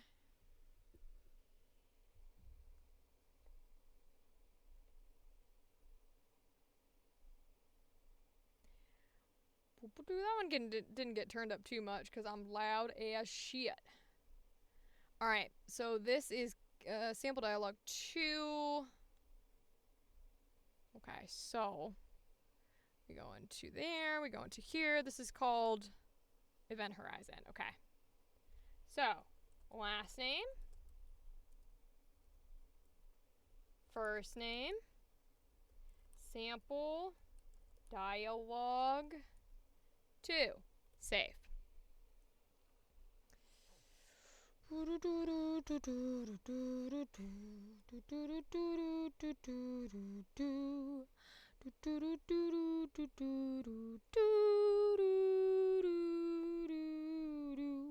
Okay, let's see who number 3 is. Mary Ann Cadwell, the widowed mother of the astronaut. Mary Ann was a loving and caring mother, but was sickened with grief after the passing of her husband. Her concern for the astronaut's future and her role as a mother remain evident, even after falling ill. Her voice is soft-spoken, but is laced with frustration and exhaustion. Okay, let's go down to this one. I'm not going to try and go old here because the only voice I can't do that theoretically should be in my range is old person voice. I can't do it. I just can't. I don't know why. You would think with the way that I sound I could do it. I can't. I can't do an old person voice. So I'm not going to go old. I think I'm going to go low. I think I'm going to go, my son, come closer. Yeah, that's what I'm going to do. All right, here we go. We're going to remember to slate this time. Rachel Schumacher, sample dialogue 3. My son, come closer. I can feel the time slipping away, and there's something I need to share with you. You were just a young boy when your father passed, and the burden fell heavily on my shoulders. Life took an unexpected turn, and I did my best to shield you from the storm. I wanted to be strong for you, but the sadness consumed me, and I couldn't find a way out. But we can't change what's done. All I want now is for you to find your way. Forge a path that brings you peace and happiness. You are strong, my dear. Stronger than you think. Cherish the moment, and don't let the weight of the past keep you from embracing the future. My son, come closer. I can feel the time slipping away, and there's something I need to share with you. You were just a young boy when your father passed, and the burden fell heavily on my shoulders. Life took an unexpected turn, and I did my best to shield you from the storm. I wanted to be strong for you, but the sadness consumed me, and I couldn't find a way out. But we can't change what's done. All I want now is for you to find your way. Forge a path that brings you peace and happiness. You are strong, my dear. Stronger than you think. Cherish the moment. And don't let the weight of the past keep you from embracing the future. That one was really well written. I kept boo-boo-booing into the microphone, which is so frustrating. You can see me recording like this because I don't want that air going directly into the microphone. But that's just kind of how it goes. I don't really get a choice there. Hopefully they can deal with poofies. Poofies are my worst nightmare. I wish I could not do them. But unfortunately, sometimes it's just the way it goes. I would genuinely, if I could only get rid of one thing, I would get rid of the poofies that just have in there over the hiccups. I'll take the hiccups over the poofies, which is crazy, man. Because the hiccups are annoying as shit. But still, I would do that over the goddamn fucking poofies. This is going to be a lot that let me move you over so you can see me. This is a lot that I'm cutting through here.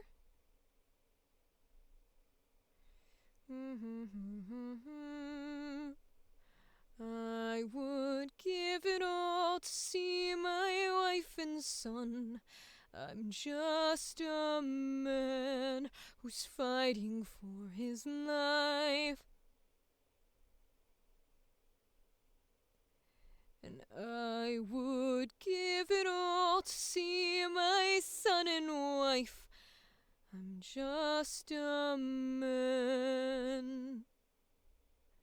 But when does a comet become a meteor? When does a brain? Oh, okay. But when does a comet become a meteor? When does a candle become a blaze? When does a man become a monster? When does a ripple become a tidal wave? When does the reason become the blame?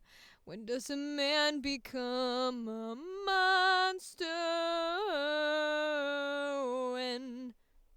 Let me listen to that, actually. I want to make sure I didn't cut that.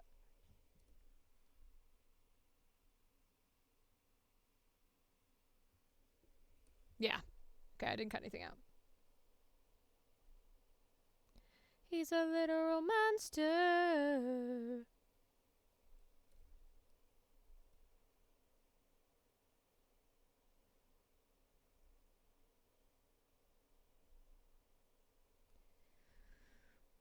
Get in the water. Get in the water. I will raise the tide so high it will kill your son and wife. Get in the water.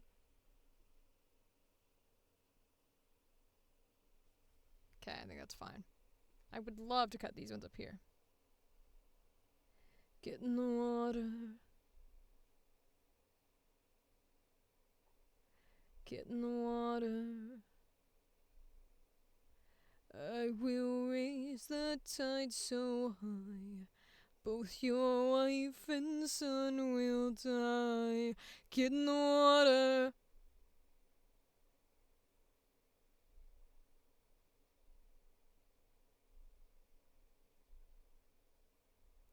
Sometimes you just wonder how people can be so, like, creative.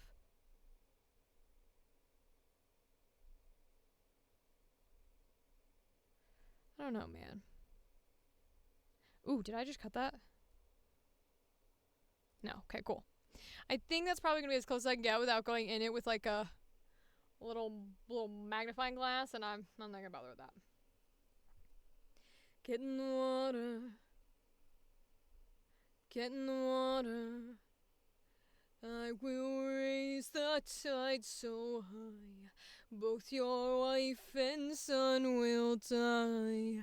Get in the water. Get in the water.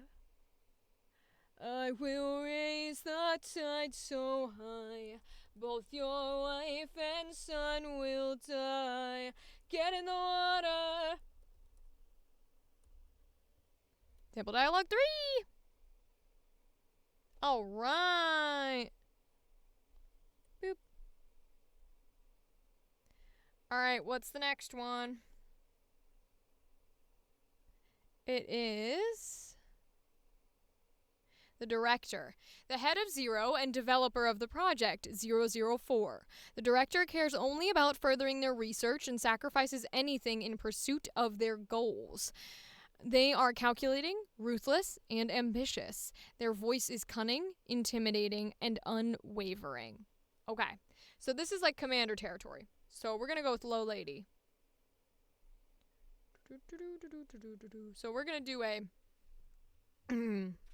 we're going to go down into our chest here where we've been speaking. I've built this company on the foundation of progress, innovation, and unwavering determination. Yeah.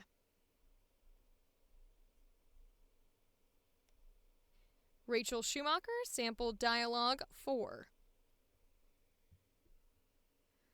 I've built this company on the foundation of progress, innovation, and unwavering determination.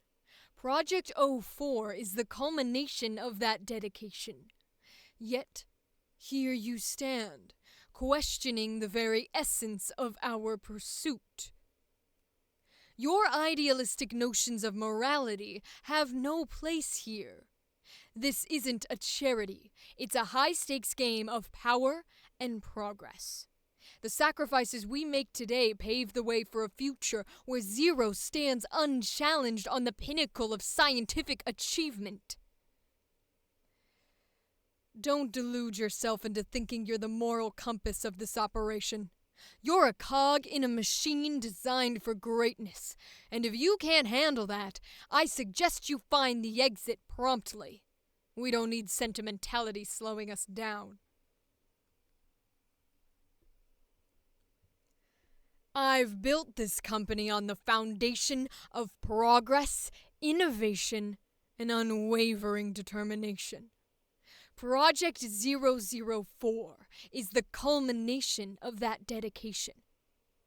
Yet, here you stand, questioning the very essence of our pursuit. Your idealistic notions of morality have no place here.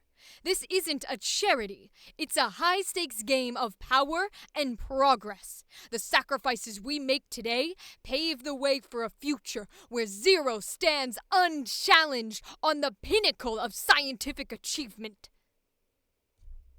Don't delude yourself into thinking you're the moral compass of this operation. You are a cog in a machine designed for greatness. And if you can't handle that, I suggest you find the exit promptly. We don't need sentimentality slowing us down. Holy shit! First of all, very well written. I'm still mad at you for making me slate for every audition, but extremely well written.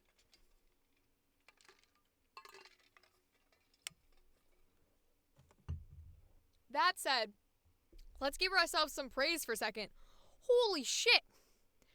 I guess, my voice and my brain really wanted to do, a mean roll. Because we threw it into that one. We about threw our back out into that one. Holy shit! Okay, Rachel, we'll take it. He really said, listen, you have not gotten to audition for a mean character. And like Ganondorf style mean. Oh, I hope I get that role. That's why I liked it. So here's the thing. I love, as we were talking about with the Beast, deep, evil, menacing, intimidating, powerful, masculine voices. However, I desperately wish... Oh, sorry, I'm editing. Here you go. That characters who typically have those voices... Hold on. Okay, yeah, that's just me. I was going to say, I'm pretty sure that's just me fucking it up. Characters who usually have that voice, and when they want that voice, are very stereotypically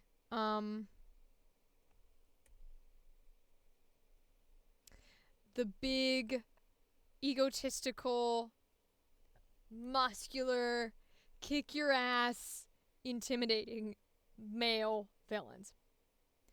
And it's very frustrating as somebody who adores that energy to not have the voice for it that people want for a character like that. And so all I like to promote is, hey, when you're doing this big, scary, deep, dark, powerful character, consider that maybe it doesn't have to be Ganondorf every time. It doesn't have to be Matthew Mercer being an absolute god with the lowest voice on the planet. Obviously he doesn't have that, but you know what I mean.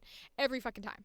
It doesn't have to be James Earl Jones. It doesn't have to be, what's the guy? TJ... Jeff... Oh, Jesus Christ. I don't remember his. I don't remember his name. But the guy who's Simmons, is it TJ Simmons. It's a guy who's super famous for doing like all of the voices ever. He does the Spider-Man dude and the evil dad in Invincible. But not every character that is personalized that way has to be that style of voice.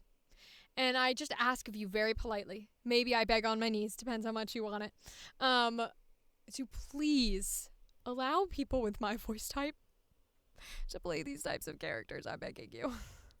Because I love their dialogue, their energy, their personality, everything. I just don't have the low-pitched core voice, right? And I wish I did. I wish I could give it to you and that we could both be happy. And I understand that it's kind of like, well, that voice makes it more intimidating. It makes it more powerful. I recognize that. I love that voice. But sometimes it wow, did you see how much that lowered me? Holy shit, I was loud. Okay. Woo! I was bursting people's eardrums for that one. But it makes me very sad. Hold on, what's this one? Yeah, okay. Sometimes it makes me sad. Sometimes I go, because I don't get to voice those characters. And it sucks. It really does suck. Because I want to be those characters. I want to be the big, intimidating, scary boy. And I don't get to be the big, intimidating, scary boy. And sometimes it makes me sad. I guess what I'm saying is, write a character with the exact same dialogue, the exact same presence, the exact same everything that you would write for your low, deep, powerful, scary voice. And then just don't have a low-voiced person voice them. And I would like to see what it does, genuinely. Because, visuals are a little different, right? But voice-wise, I don't know. I think it'd be kind of interesting to see the combinations you get. I don't know. I'm just saying. Alright, let's do the minor characters. 3 to 5 actors and actresses will be selected for these roles. These voices are interchangeable and we use a variety of scenes of background voices and minimal lines. Cool. Scientists, lab assistants, and grad students who work for the Zero Energy Research Organization, notably curious and even eccentric, but are competitive and are agitated easily. Inmates, prison inmates who live in the same jail as the astronaut. Some are brash individuals, while others are cold-demeanored. Everybody is skeptical of one another. Classmates, young school children from the astronaut's past. All are youthful with varying levels of maturity. Alright, so we have to do 5, 6, and 7. I'm just going to do my voice, my regular voice for these next ones, because they're all minor characters, so here we go. Rachel Schumacher, sample dialogue 5. You won't believe what happened in the lab today. Honestly, the nerve of some people. We're on the brink of groundbreaking... Nope. You won't believe what happened in the lab today. Honestly, the nerve of some people. We're on the brink of groundbreaking discoveries here, and I can't have someone messing up my equipment. It's like they have no appreciation for the delicate dance of precision and chaos that is science. You won't believe what happened in the lab today. Honestly, the nerve of some people. We are on the brink of groundbreaking discoveries here, and I can't have someone messing up my equipment. It's like they have no appreciation for the delicate dance of precision and chaos that is science.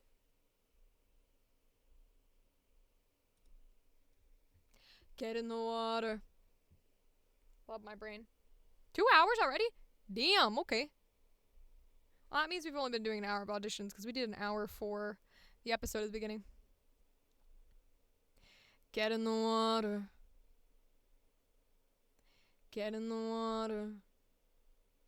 I will raise the tide so high it will drown your son and wife. Get in the water. Did I do that right? Yeah, I did. Cool. I think.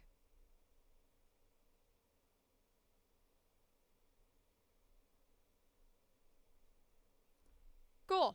Not gonna bother cutting it any closer than that. Get in the water. Get in the water. I will raise the tide so high, it will drown your son and wife. Get in the water. Get in the water. I will raise the tide so high, it will kill your son and wife. Get in the water. Sometimes I wonder how people feel being my fixation. Just is what it is. Sample dialogue. 5. Get in the water. Get in the water.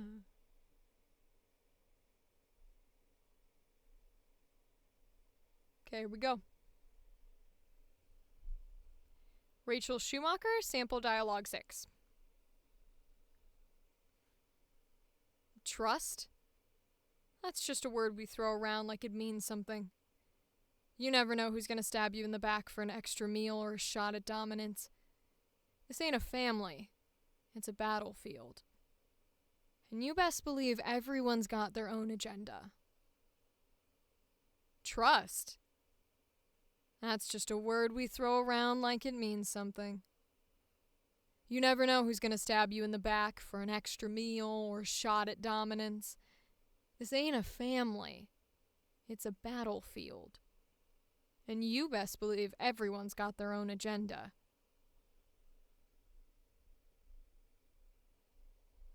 Nice.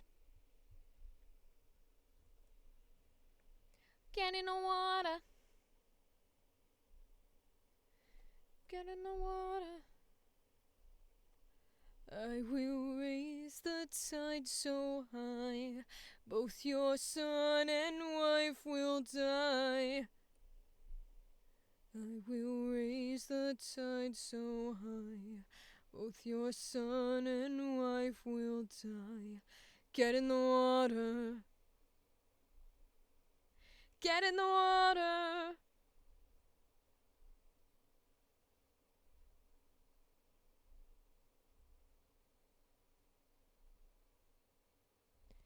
But when does a comet become a meteor? When does a candle become a blaze? When does a man become a monster? When does a ripple become a tidal wave? When does the reason become the blame? When does a man become a monster? When? Alright, this is 6, I think? Desktop. Event horizon. Okay. Dun dun dun dun dun dun dun dun dun dun.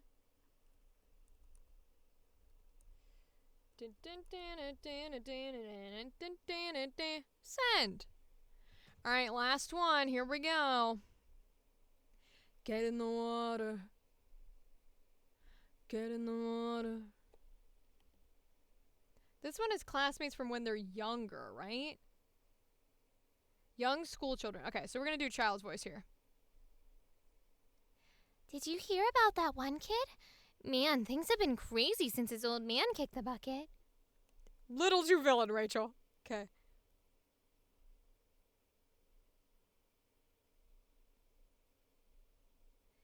Did you hear about that one kid? Man, things have been crazy since his old man kicked the bucket. I mean, it's like he's a whole different person. I heard he's been getting into all sorts of trouble. The whole school's talking about it. Did you hear about that one kid? Man, things have been crazy since his old man kicked the bucket. I mean, it's like he's a whole different person. I heard he's been getting into all sorts of trouble. The whole school's talking about it.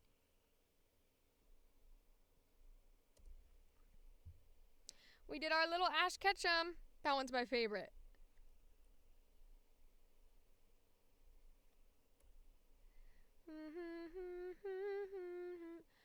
Oh, you gotta be fucking kidding me. Guys, I hate my life. You know what I didn't fucking do? I didn't fucking slate. Okay, alright, okay. Everything's fine. Here we go. Rachel Schumacher's sample dialogue 7. I do not even think I did that for 6. Oh, fucking well. Glue together. And then Control Alt E. Cool.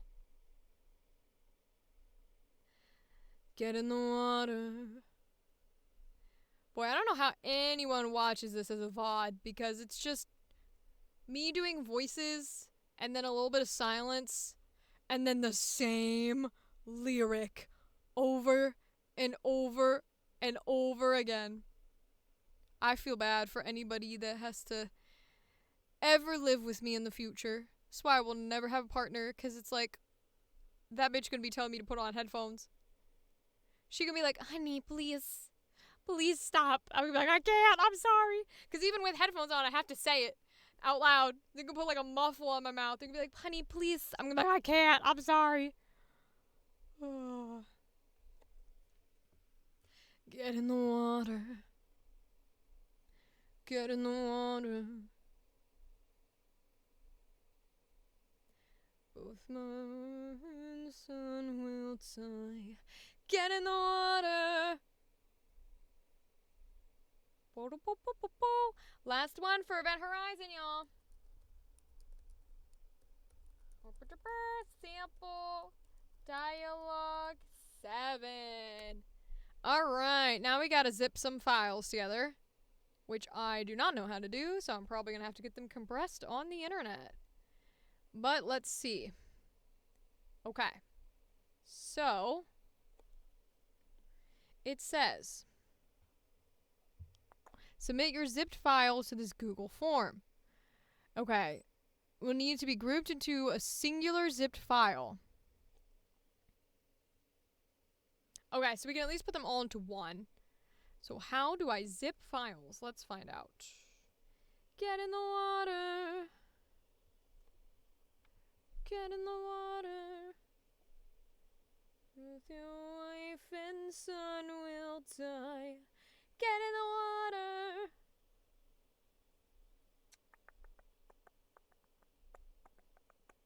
First I gotta pull it up.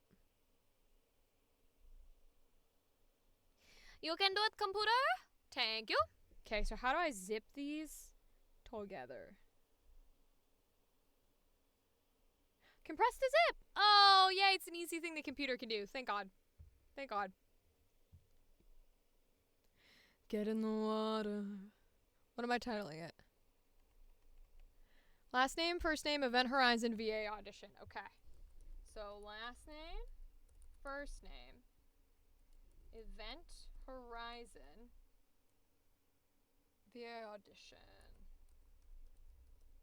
Okay, cool. So let's go next so that we can submit here.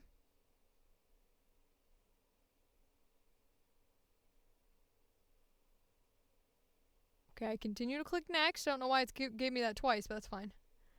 Ooh, we don't need to reveal this info, so you can full cam it while I submit.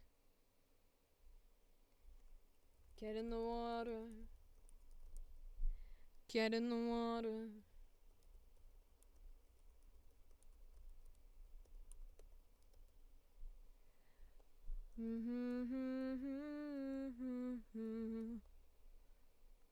I will raise the tide so high, both your wife and son will die. Get in the water.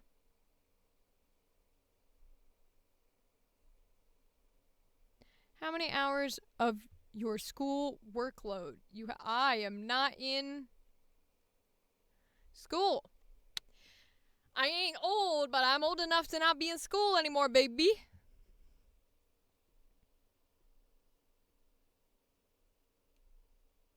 Next. Turn, turn, turn, turn, turn, turn, turn. Get in the water. I will raise the tide so high, Both your wife and son will die. Get in the water. Ooh, it's loading. This is the time for taking a drink.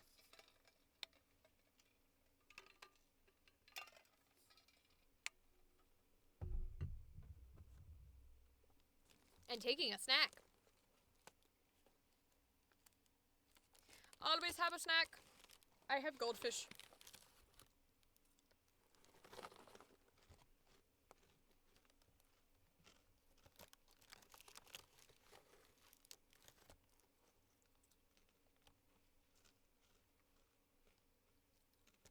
The camera doesn't like it when I move. So you can just have ASMR of me munching. Until he comes back to us. Hi! It's funny, because I move a lot. So to have a camera who doesn't like it when I move, wild. Also, my lipstick's on point today. It looks black as fuck. It looks really dark. I'm loving it. I wish I could make my eyes darker. I don't do makeup well.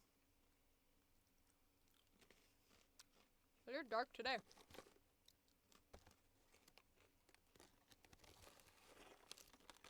Munch, munch.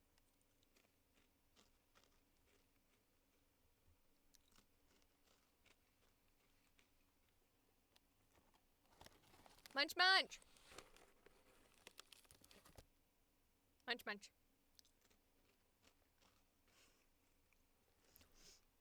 I'll have to have Mordecai clips those. Ready? Munch, munch.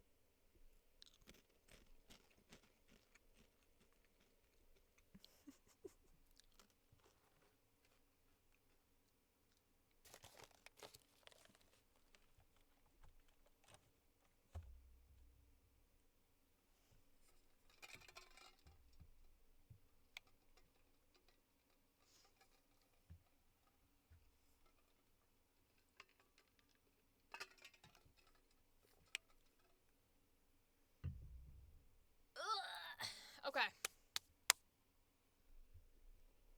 What are you auditioning for? All of them.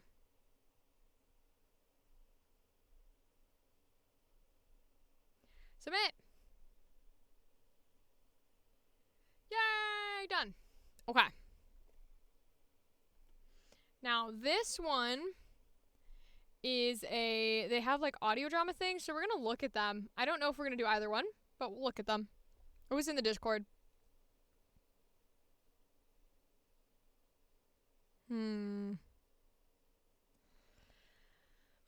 It's fine, but like this kind of things, this setup is kind of annoying.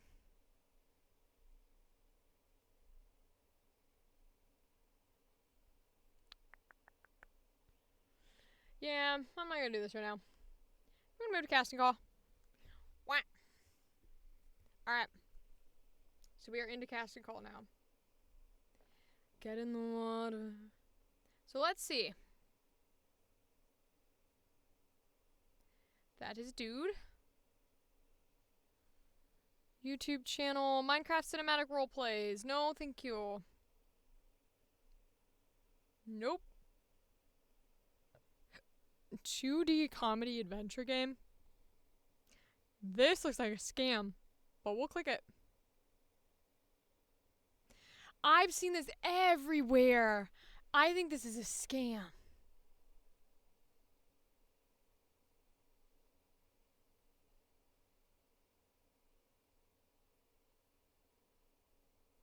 I genuinely, because I've seen this whole we're making 3 minutes to midnight everywhere. And I think it's fucking stealing people's voices for AI or some shit. Oh, it's here.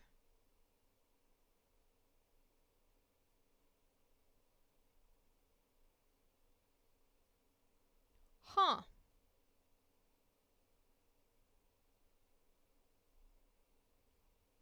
Okay, let's look at it.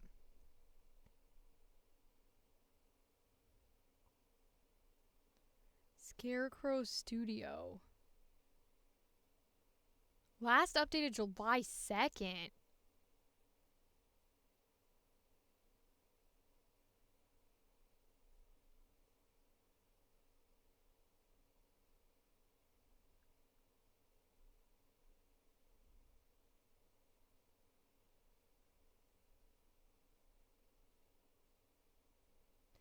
Alright, because it's a real thing, I'll give it a shot.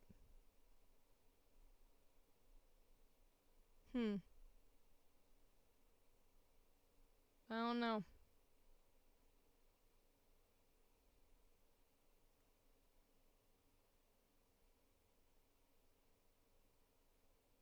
Alright, we'll do the Ash Ketchum voice here.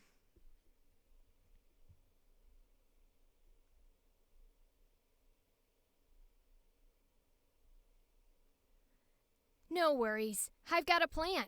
We'll sneak into the kitchen, grab some cookies, and be back in our treehouse before anyone notices. Ha ha! You actually thought you could beat me? Dream on, loser. Ugh, you're like a bad joke that never ends.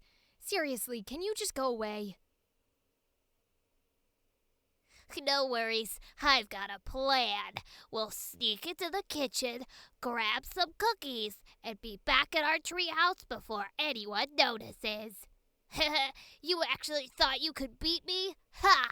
Dream on, loser.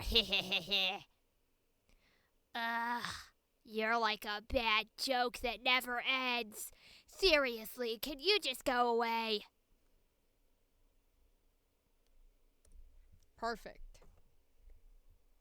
Get in the water.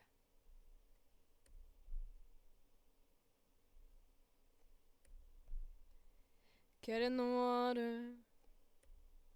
Get in the water.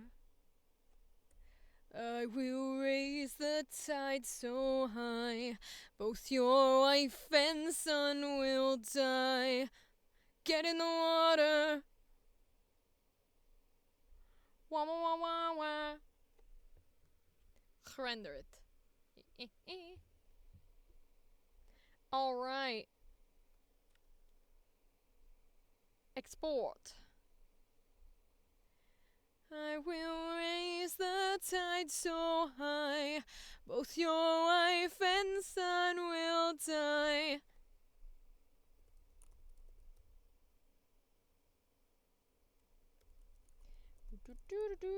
Yeah, I've seen this project everywhere, and I've auditioned for it before. And it never leaves any info, and it's just really, really sketchy. So I wouldn't be surprised if this was a scam and it was stealing all our voices to use for AI. Genuinely would not be surprised. We gotta go get the whatchamacallums. But that said, it had a Kickstarter. So if it stole people's money and it's a scam, stole a lot of money. Good fucking job. So might as well audition for it, right? Might as well. Submit. Get in the water. Get in the water.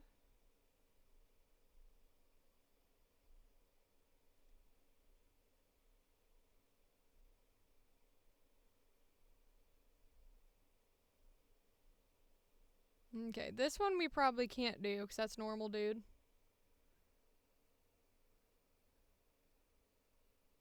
Yeah, that's dude. Here we go.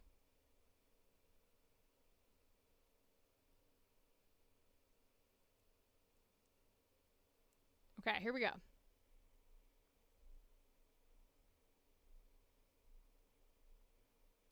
Not so fast, Miss Mayor. I'm not here for the sheriff. I'm here to make sure you don't get away with what you've done. It would make me look good with the voters while making you look like you don't care about your town at the same time. Deal. May I just ask, what about the woman inspires such loyalty in you? She orders you around like a dog and treats you horribly. Not so fast, Miss Mayor. I'm not here for the sheriff. I'm here to make sure you don't get away with what you've done. It would make me look good with the voters while making you look like you don't care about your town at the same time. Deal!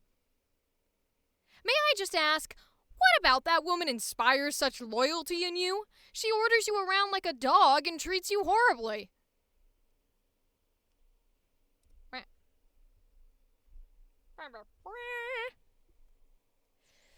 Get in the water.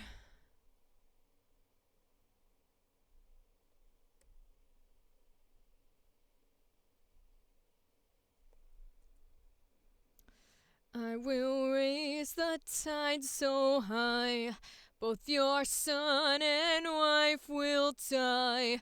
Get in the water.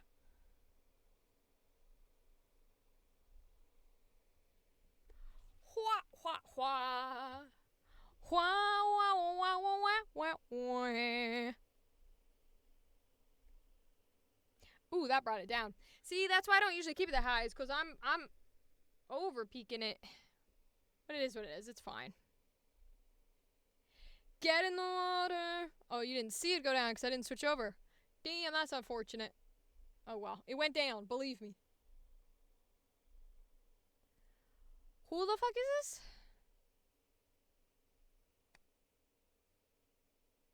Female character 20s. Okay.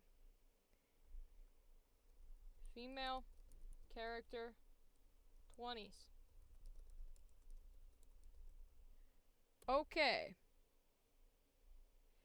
I will raise the tide so high, both your son and wife will die. Get in the water. Okay, submit. Whack.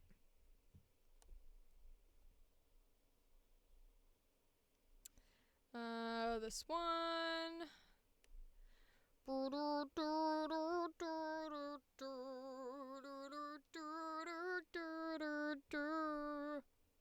Get in the water.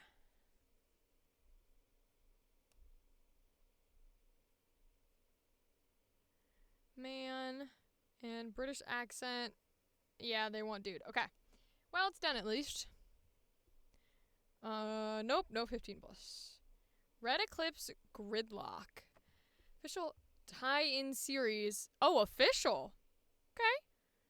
Red Eclipse. Level 99 productions are currently in pre-production of the series. We're looking to gather the main cast together before working on getting smaller roles and background voices. Series follows a group called Team Epsilon. Alright, if it's official, let's see what it's about.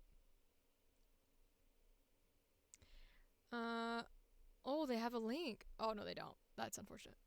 Well, we could look up FPS game Red Eclipse.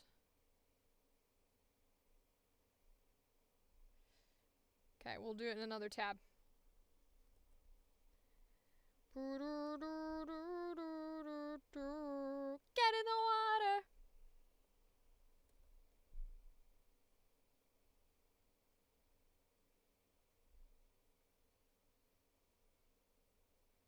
Okay.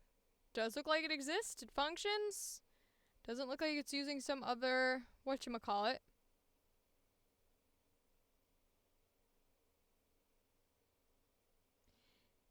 Free open source game, Cube Engine 2, but it's not using anybody else's,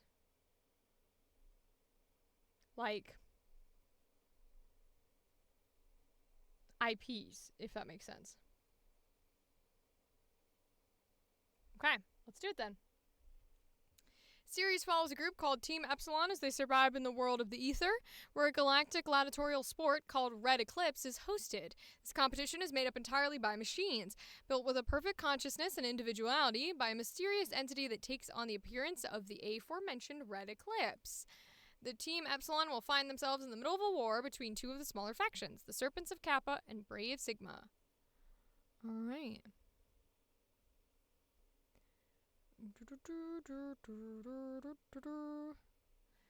Male, male, female. Aqua is cold and often avoidant towards most that aren't her team. Her general demeanor and personality seems to be rather cold. The only people she seems to be friendly towards is Bran, Sandal, and Adam. She has her secrets and intends to keep them close. Alright, we can do that. Let's see.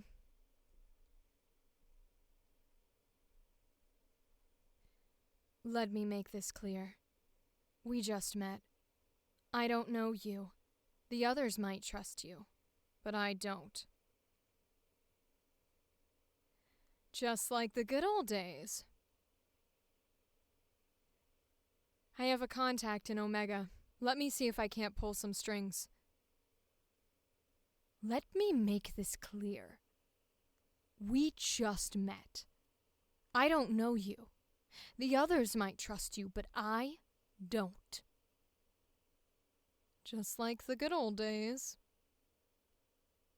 I have a contact in Omega. Let me see if I can't pull some strings. Cool.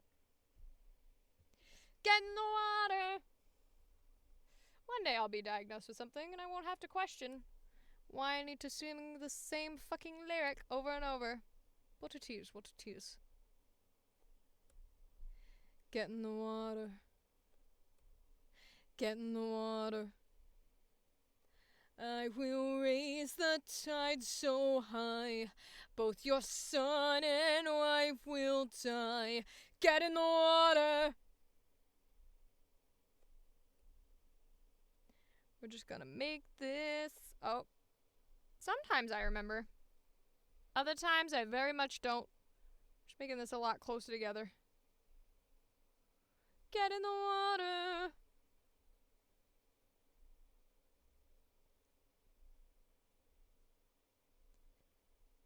Get in the water.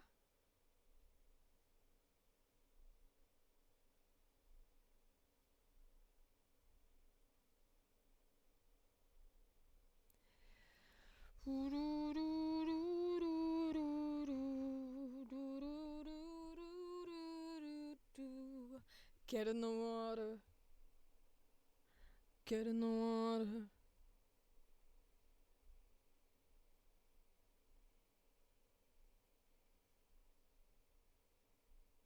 Alright, this is Red Eclipse Gridlock Aqua.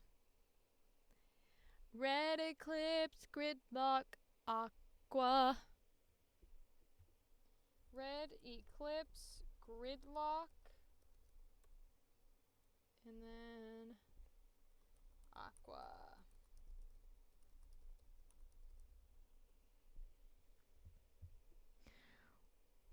Dirty, dirty girl, won't you sing for me?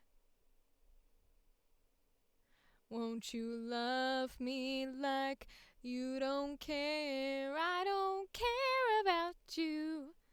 Dirty, dirty girl, won't you pray for me while I push and pull on your hair? Ah, shoot. Gotta go back and recopy shit.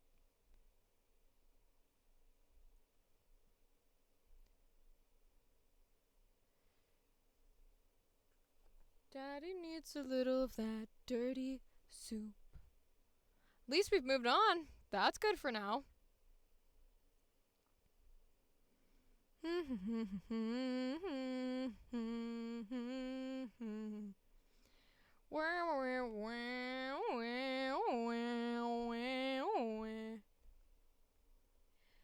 Dirty girl, daddy needs a little of that dirty soup. Dirty, dirty girl, won't you sing for me? Won't you love me like you don't care? I don't care about you. Dirty, dirty girl, won't you sing for me while I push and pull on your hair? That's a good one too. Star Kid, folks. Alright, so that one's done. Space Quest. Animated series that it's in its second season. Okay, let's see.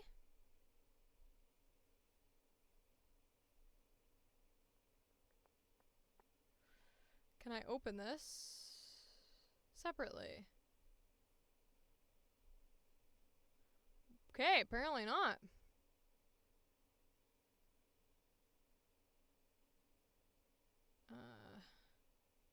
Venus is part of a space pirate crew with Gitch involved with our main protagonist. They're actively trying to put down the corporation that controls most of the known universe. She's a stealth expert and appears cold and diabolic in her way of talking. Although she has a sense of humor, it mostly comes at the expense of others. If you need inspiration, look up Nebula from Guardians of the Galaxy. Alright, so this image looked like she got a booty on her face. So, before we do this, let's see if I can find this. I am once again opening another tab and looking it up.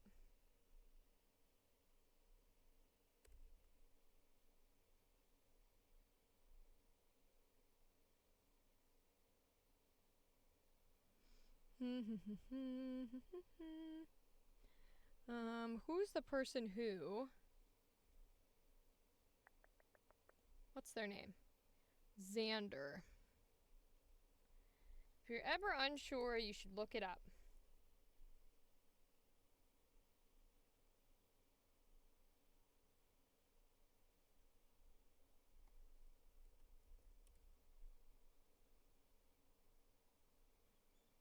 I don't see it. So I'm going to skip, I think. 'Cause I do not see it.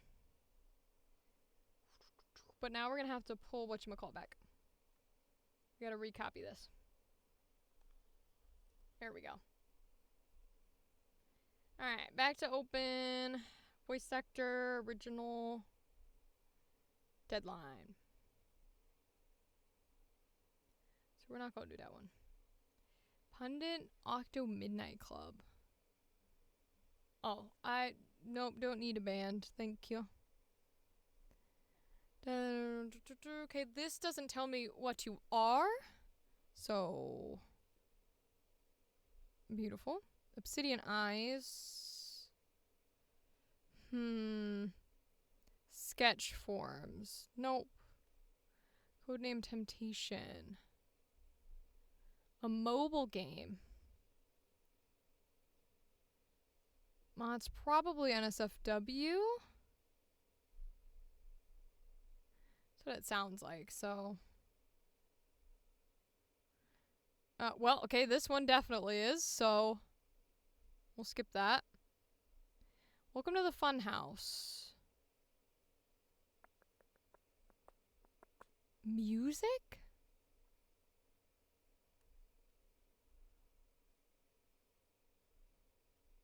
You want people to sing? Yeah, I don't think so.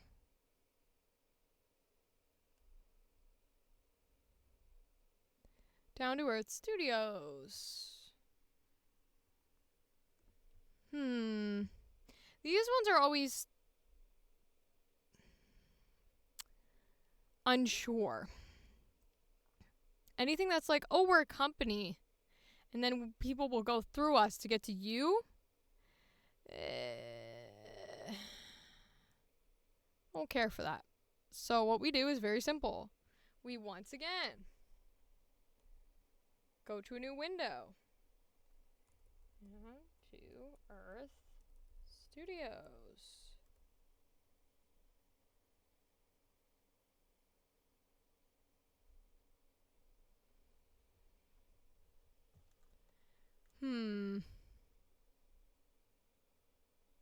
Yeah, I'm getting a lot of like pottery, ceramics.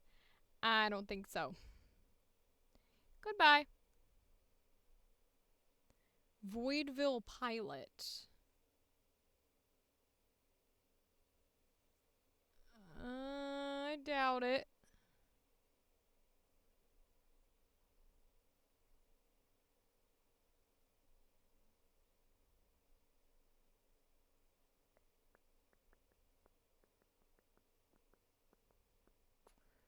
Yeah, and also working on 3 projects.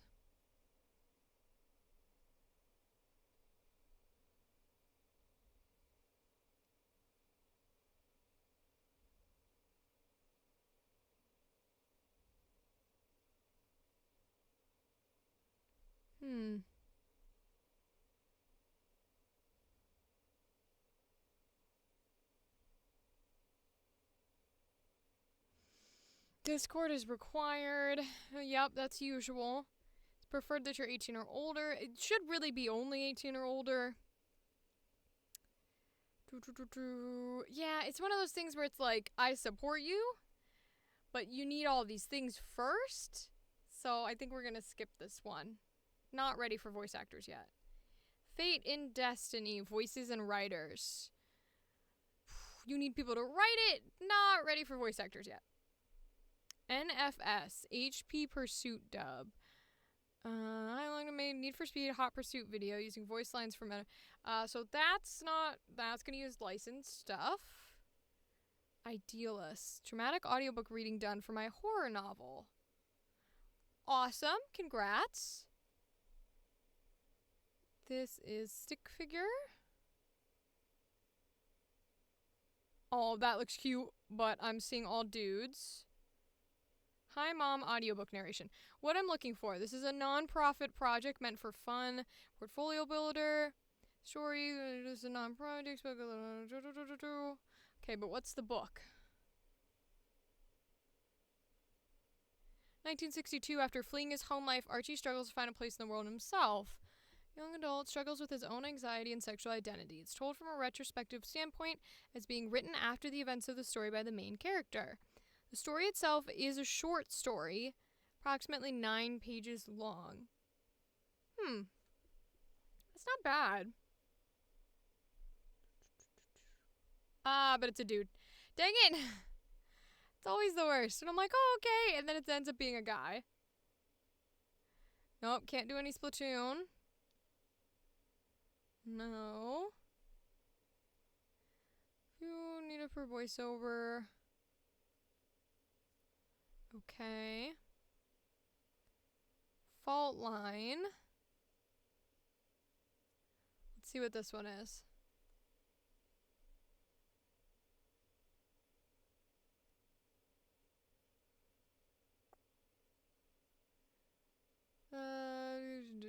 It's just for fun sort of thing. Okay.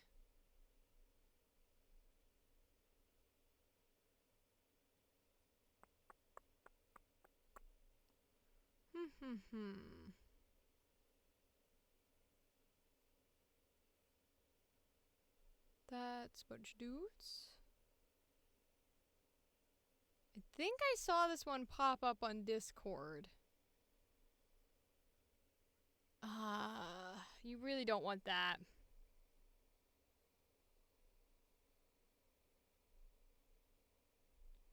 So we're gonna exit from here.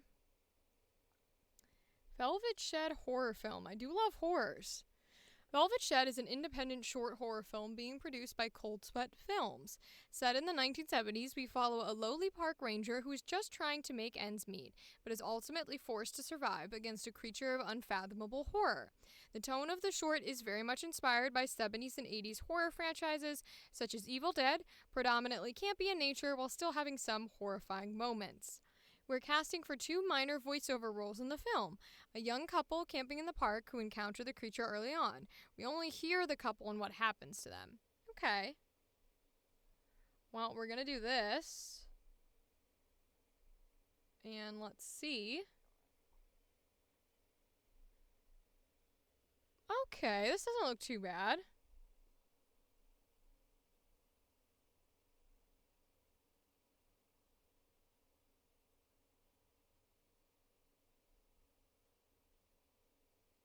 This does look like young people, though. That worries me a little bit. That worries me a little bit.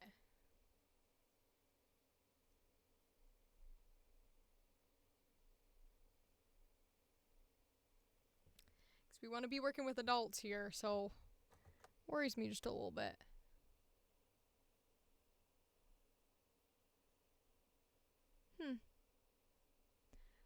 Looks like an indie group. I don't think it's the worst thing on the planet. How many people have auditioned for it?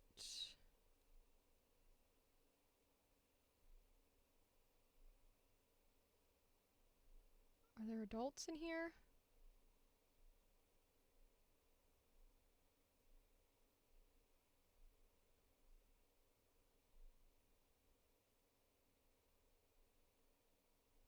Okay, yeah, it looks alright. Okay, let's audition for it. Linda Perry, young mother camping with her family who's awoken by a creature in the middle of the night. Fearful for her family, she tries to convince her husband to do something. Minor role. Okay, let's go for it.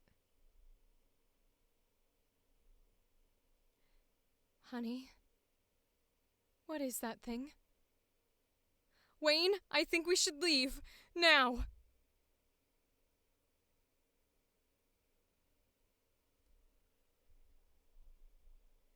Damn. I don't want to scream. It's nighttime for me, so I do not want to scream while I'm down here. Okay. What we're going to do is we're going to favorite it so we can come back to it later when we have screaming territory allowed. So let's see.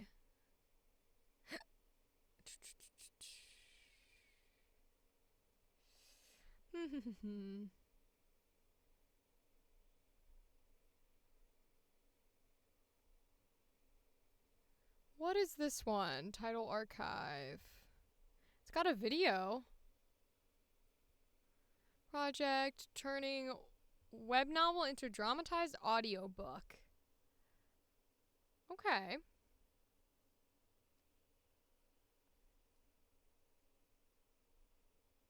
Let's see.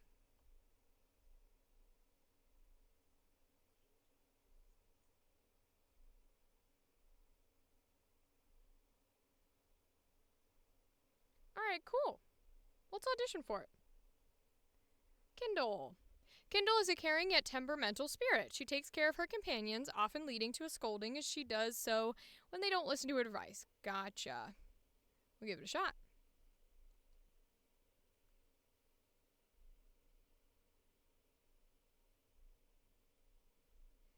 What did I tell you, boys? We just got here and you're making a scene in the middle of the street. Let alone a water spirit of all people. They really are one of a kind out here. They want to prove to the world that not everyone is bad. I admire their mission, but I'm afraid the world won't accept them right now. That's to distract them in case they wake up, so I have time to knock them back out before they realize they were sailing. What did I tell you, boys? We just got here and you're making a scene in the middle of the street, let alone a water spirit of all people.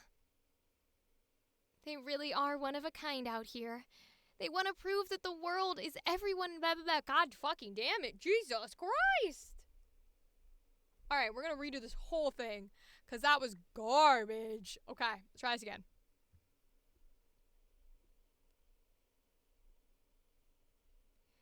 What did I tell you, boys? We just got here and here you are making a scene in the middle of the street, let alone a water spirit of all people. They really are one of a kind out here. They want to prove to the world that not everyone is bad. I admire their mission, but I'm afraid the world won't accept them right now. That's to distract them in case they wake up, so I have time to knock them back out before they realize we're sailing. What did I tell you, boys? We just got here and here you are making a scene in the middle of the street, let alone a water spirit of all people. They really are one of a kind out here. They want to prove to the world that not everyone is bad. I admire their mission, but I'm afraid the world won't accept them right now. That's to distract them, in case they wake up, so that way I have time to knock them back out before they realize we're sailing.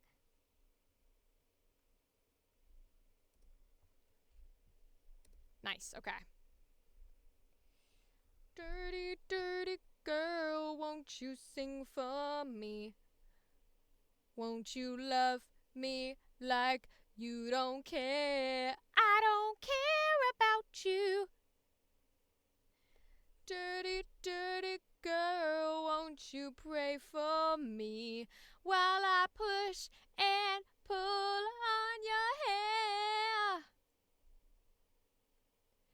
Dirty girl, daddy needs a little of that dirty soup.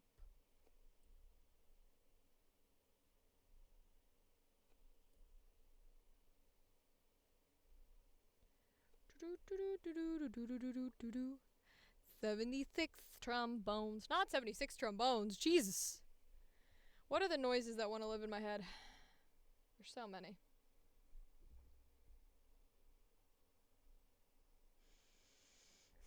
I'm a literal monster. Gonna be my peak. You better leave your hopes behind. No one's gonna stop him. You can't defeat his kind. I will take what is mine. I'm a literal monster. This is Tale of Mysteria Kindle. Okay. Tale of Mysteria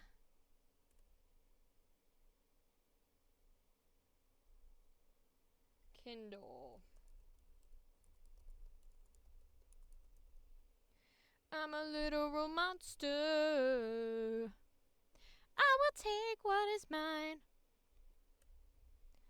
He's got the hallways on lock. You got a girl, yeah, he knocked her.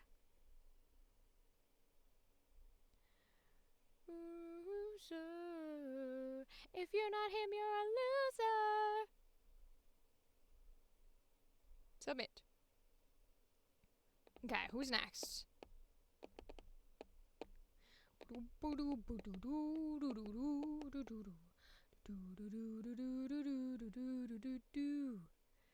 Braze. Braze quietly watches and makes notes about anything and everything, but does not move to help unless prompted. She knows a lot of random facts, enjoys watching drama unfold, hoping for it to be a good story. She's very curious about everything, always asking questions, wanting to learn everything about the world she's in. She will get rather excitable about topics she's passionate about. Okay, let's do this. I'm a literal monster. That's because of the wind celestial. See that water spirit? She fought him earlier and he used a high art that started changing the weather. It's fascinating what he can do, but I'm more curious about her powers right now. How'd you know? I thought I was being sneaky. Your tale interests me for some reason. I'm just so interested to see how it will turn out. That's because of the wind celestial. See that water spirit? She fought him earlier and he used a high art that started changing the weather. It's fascinating what he can do, but I'm more curious about her powers right now. How'd you know? I thought I was being sneaky. Your tale interests me for some reason. I'm just so interested to see how it will turn out. Two different voices there. We went kind of my normal voice, but a little more nasally almost. Kind of like a little more in the cheeks. And then I went for a bit of a lower, more of a watcher type of voice. So we'll see how it goes. You can't defeat his kind. I will take what is mine. I'm a literal monster. He's got the hallways on lock.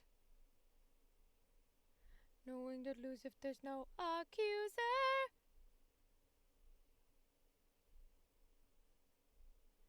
This is BREYZE.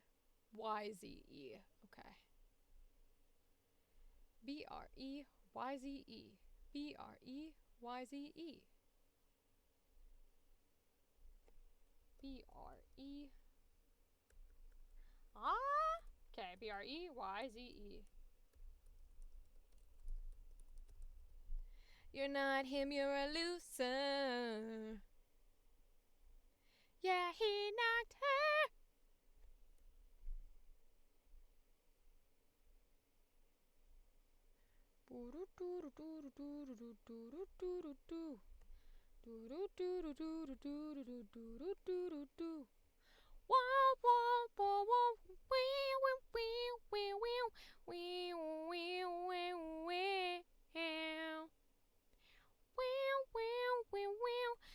is a cheery little fox. He's very knowledgeable with a thirst for adventure. He has a very close bond with Breeze and acts as her guide to the world. Okay, we can do that. We'll do this voice. That's our little sidekick voice. There you are, Breeze. I figured you'd be out spying on people from the rooftops when you weren't in your usual spots. Yes, sirree. Breeze has been a spirit for 12 years now. Breeze, now would be a good time to...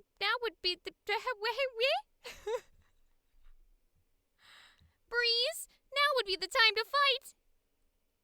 There you are, Breeze. I figured you'd be out spying on people from the rooftops when you weren't in your usual spots. Yes, sirree. Breeze has been a spirit for 12 years now. Breeze, now would be the time to fight. If you're not him, you're a loser. Wah. Got the hallways on lock.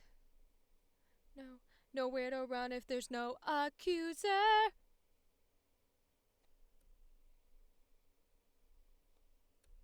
You better leave your hopes behind. Better not a victim. You won't defeat his kind. I will take what is mine. I'm a literal monster.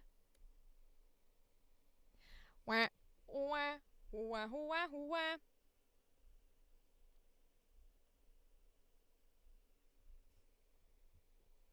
He's got the hallway on lock. Yeah, he knocked her. This is, what's his name? Okay. Whoops. I kept doing that with the Candela Obscura streams, too. Force of habit, I'm afraid.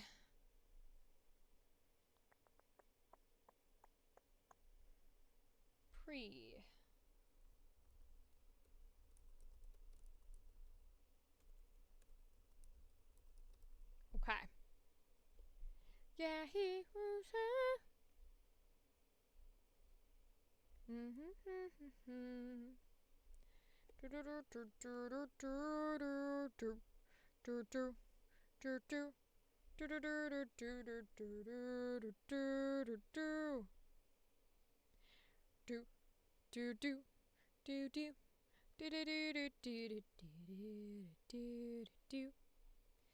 Androgynous.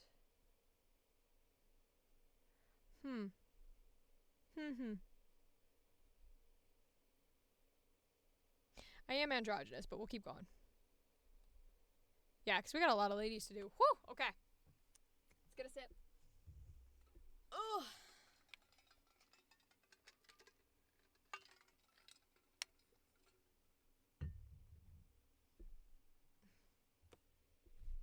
Okay.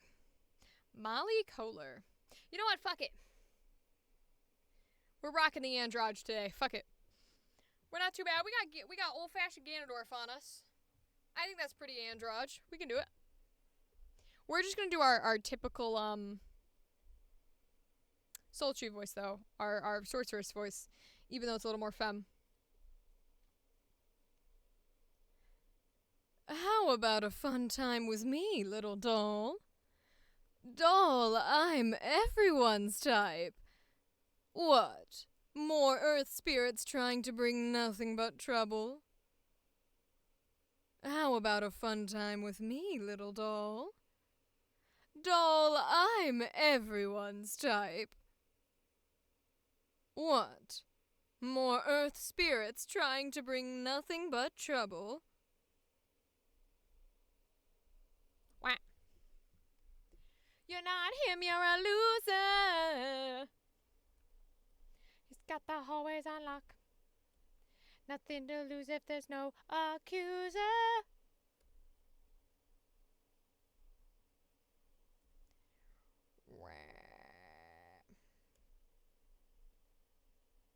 You won't defeat his kind. I will take what is mine. I'm a literal monster.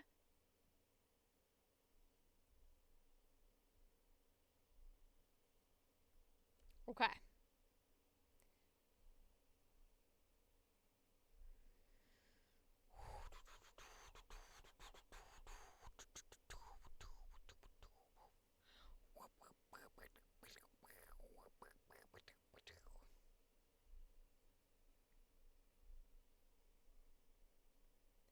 You're not him, you're a loser.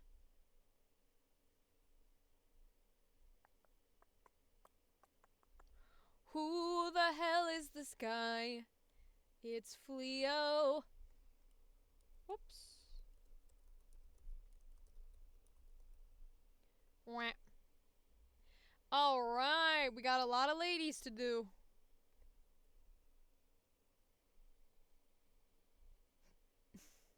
Submit. You're not him, you're a loser.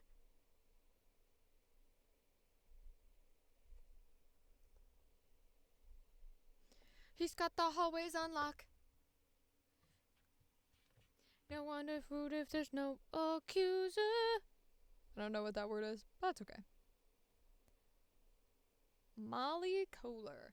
Molly is a strong and independent single mother. While she only has one child, many of the townsfolk fall under her care. She's strong-headed at times, stubborn even. All right, I think we're just going to do my normal voice for this one.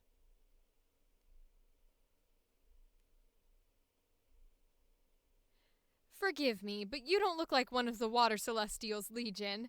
Definitely not the clothes they wear. All right. Anyone who is healed up now should head out and see what they can do to help the town. I'll stick with them. Make sure no one gives them trouble. Forgive me, but you don't look like one of Water Celestials Legion. Definitely not the clothes they wear. All right. Anyone who is healed up now should head out and see what they can do to help the town. I'll stick with them. Make sure no one gives them trouble. You're not him, you're a loser. Keep the hallway on lock. No one accuses if there's no accuser.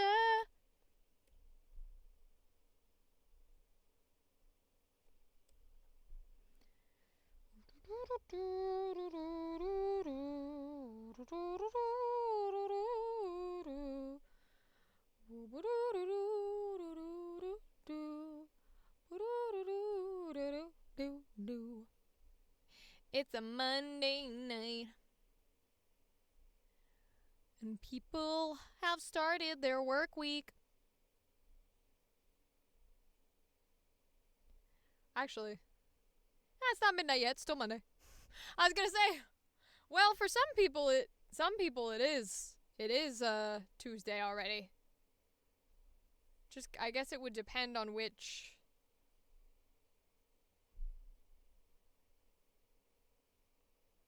time zone you are in. I hate my life.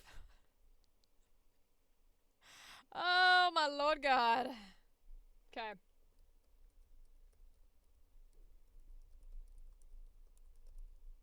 No accuser.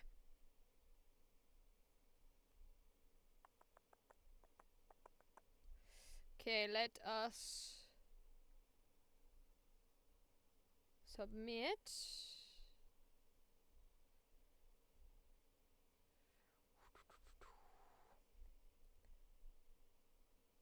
Alright, I know there's a little girl under here, so I can do my child voice. Let's get that one in too. These drawings are cute.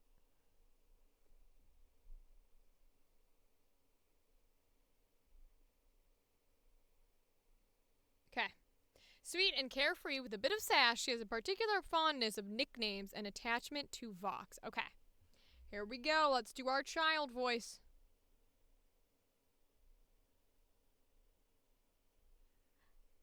Miss Water Fairy, are you here to help us? Maybe if you weren't so lazy. Vivi, I want to go too. I want to help. Miss Water Fairy, are you here to help us? Maybe if you weren't so lazy. Vivi, I want to go too. I want to help. No one to lose if there's no accuser. He's got the hallway on lock. His fists are always half cocked. He's got me hiding in my locker. Everyone knows how he bangs. You got a girl, yeah, he knocked her. My eyeball is twitching. It does that. Lots of things twitch. The eyelid one is probably the most annoying one that I have. Like, genuinely. Doesn't happen too often, which is good. But holy shit, is it annoying as hell. Come join me once again. No understand if there's no accuser. I really went and looked at her name and don't remember. Lee Kohler. Oh, it's the girl we just did's daughter. Okay. Lee Kohler. Wah. No one knows if there's no accuser.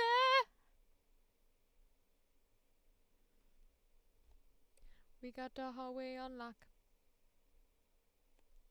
Alright, let's submit.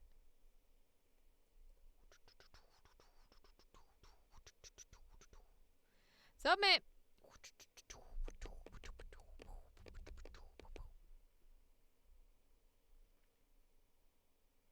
More ladies! Okay. Theris is filled with fury and rage. She is a bitter spirit with a deep-seated hatred of humans and no qualms with killing them. Alright, it's time to get our loud and angry voice out. Okay.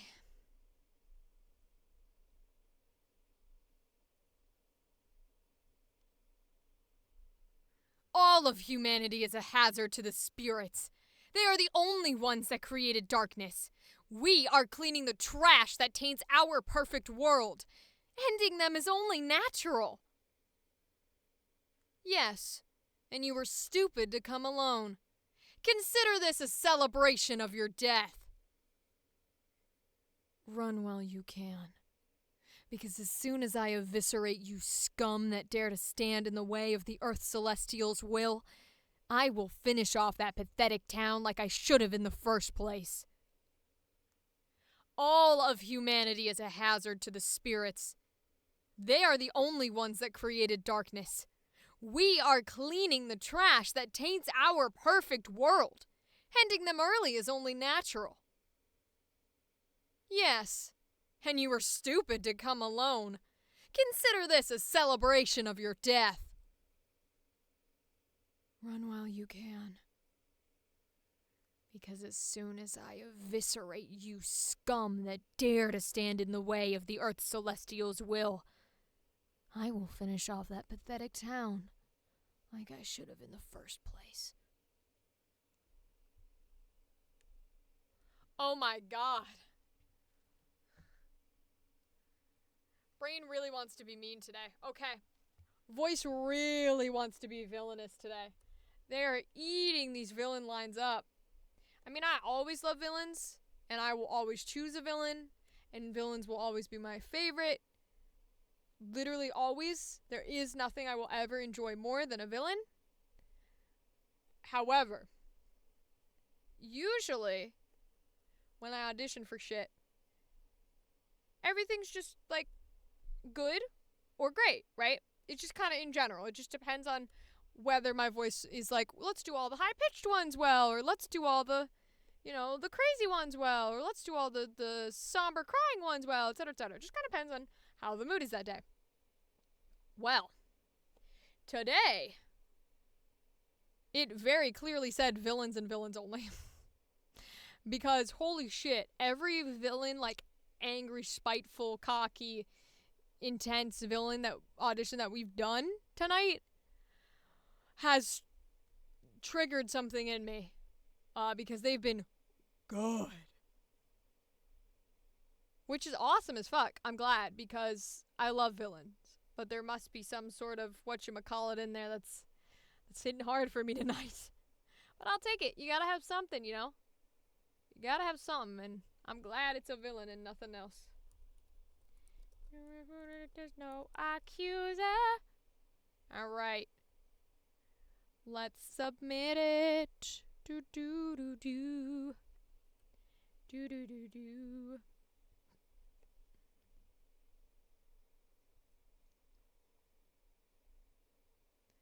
Get the hallway unlocked when there's no accuser. If you're not him, you're a loser.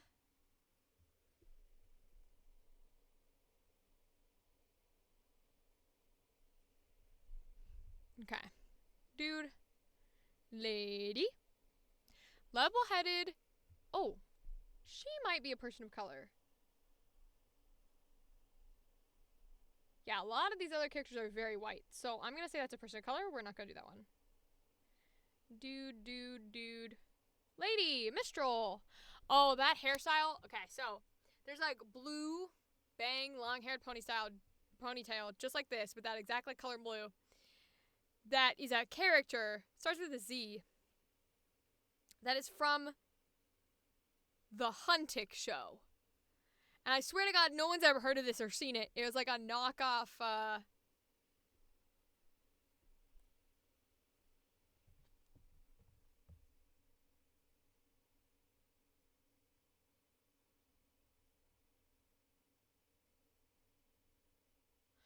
the fuck was it called?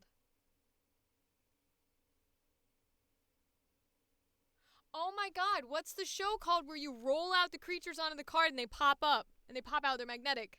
Like a red dragon's the main one.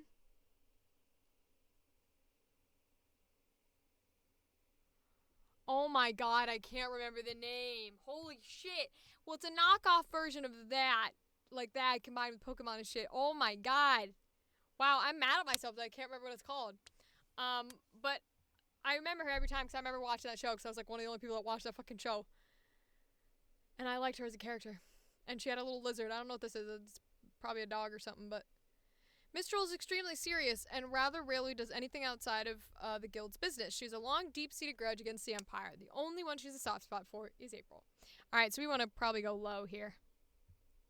Maybe low and soft? Maybe low and whatchamacallit? We'll see. And vocal fry? Let's see. Nice to meet you all. I'm Mistral, Guildmaster of Black Song, and this here is my kinbound, April. Since everyone is in agreement, I have a man that will help you infiltrate the research facility. He's a freelancer who only really goes where the money is good. He's proven reliable, so he'll be able to get you in. What? Are you saying you didn't sick your Imperial lapdogs on us? Nice to meet you all. I'm Mistral, Guildmaster of Black Song, and this here is my kinbound, April. Since everyone is in agreement, I have a man that will help you infiltrate the research facility. He's a freelancer who only really goes where the money is good. He's proven reliable, so he'll be able to get you in. What? Are you saying you didn't sick your Imperial lapdogs on us?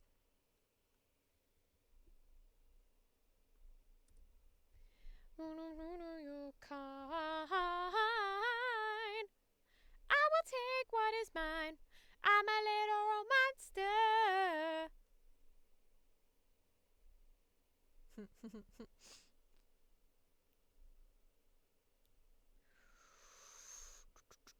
Oh, I always forget to bring you over while I'm editing now. I don't know what it is. But here you are. You can now see me cut all the little bits and pieces down,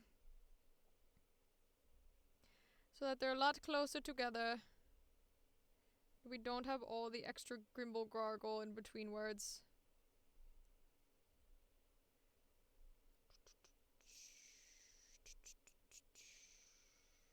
Delete.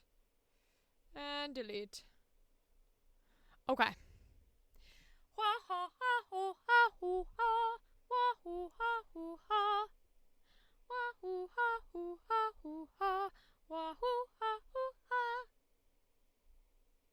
I'm a little monster. I will take what is mine.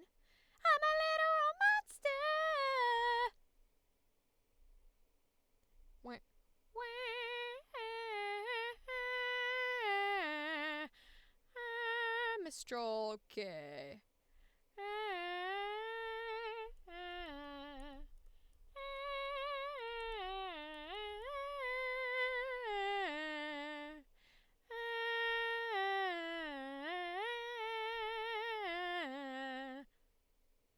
I don't know what song that is, but must be something.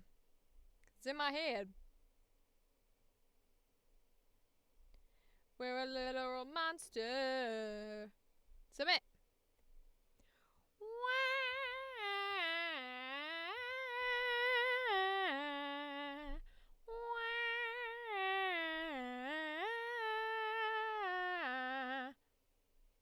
April's a sweet little cat that could do no harm. She's pretty young and has a tendency to repeat herself. Alright, we go with kid voice again. Let's do it. Aaliyah!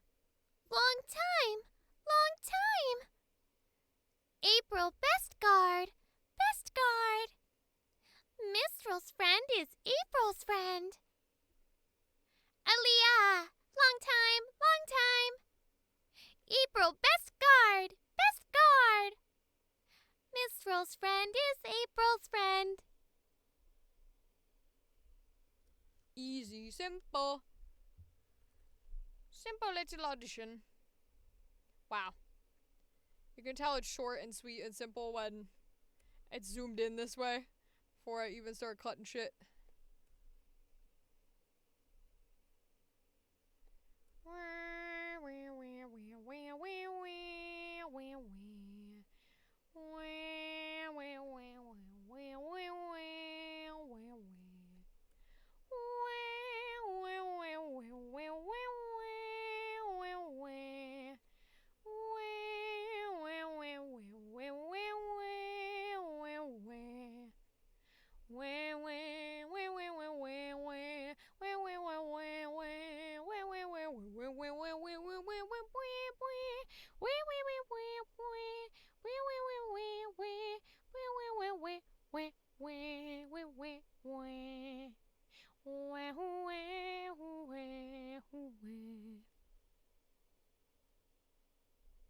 Okay.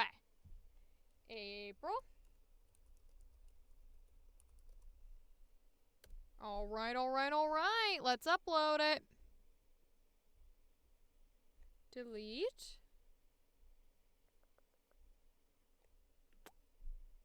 Submit.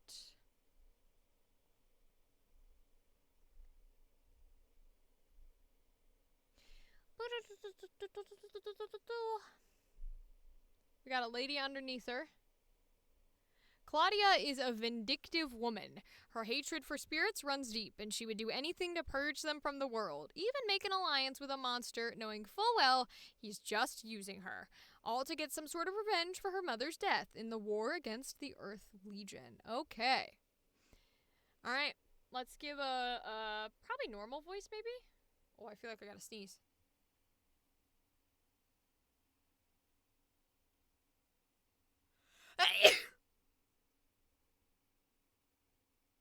Just one snizzle. Okay.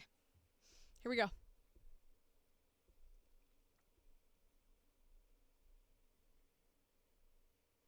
Everyone thought that the notes of the first Archdruid were scribbles of a madman, but they are actually works of a technological genius. How long until the rest of you turn on us? Fae are a blight against humanity. I think you are all better off as runes. What are you doing? You can't let her walk out of here. Everyone thought that the notes of the first Archdruid were scribbles of a madman, but they are actually works of a technological genius. How long until the rest of you turn on us? Fae are a blight against humanity. I think you are all better off as runes. What are you doing? You can't let her walk out of here. Nice. You can't escape my kind. I will take what is mine. I'm a literal monster. He's got the hallway on lock. His fists are always half cocked. He's got me hiding in my locker.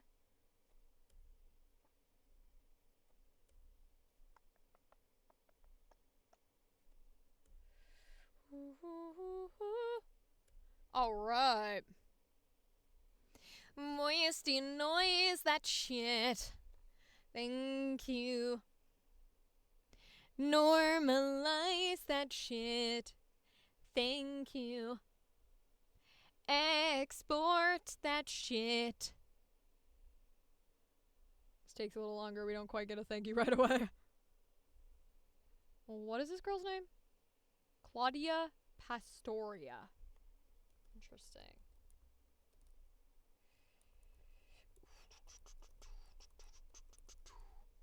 Enter. Okay. Got her hiding in my locker. Okay, submit. Come join me. Yeah.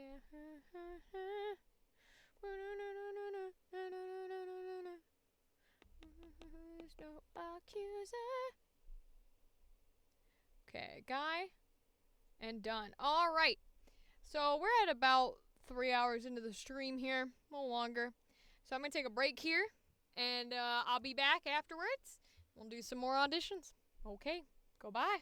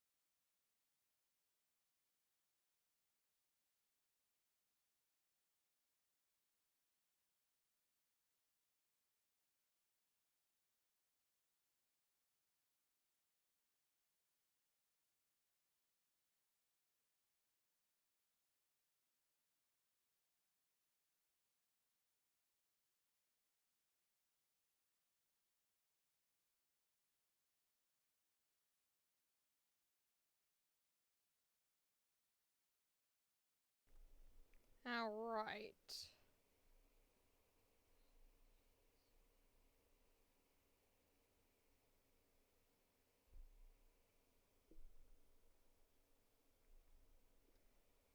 Oh, no. Once again, the camera has decided to not have a good day. Oh, and I'm echoing. Oh, no. Okay, hold on. Let's see if I can get it to be fixed. It's always the worst part, is I'm bad at this shit.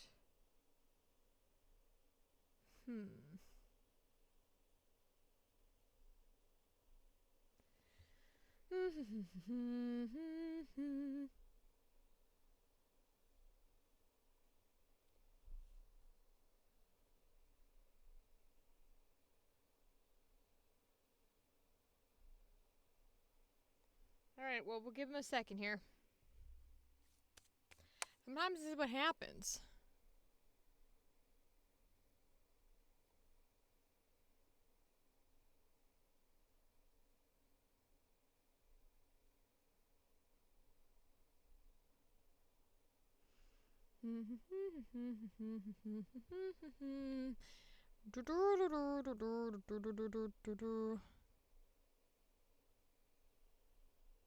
Come on, Mr. Camera. You can do it. I believe in you. Come on. Oh, no.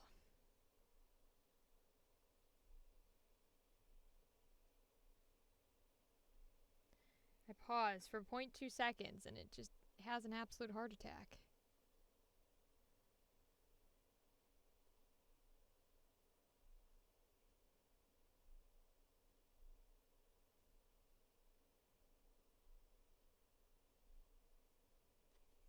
No.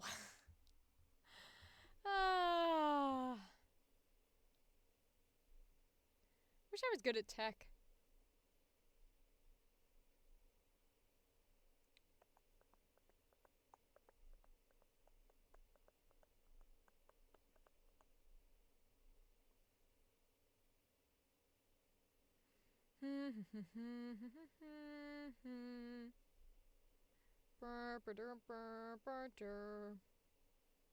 Alright, let me unplug her and plug her back in.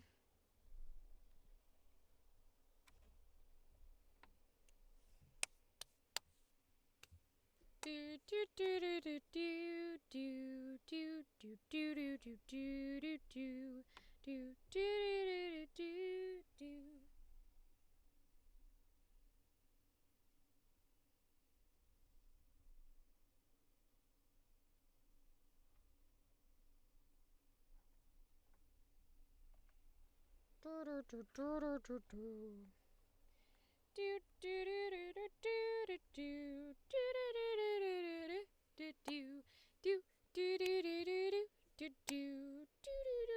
do do. Hi!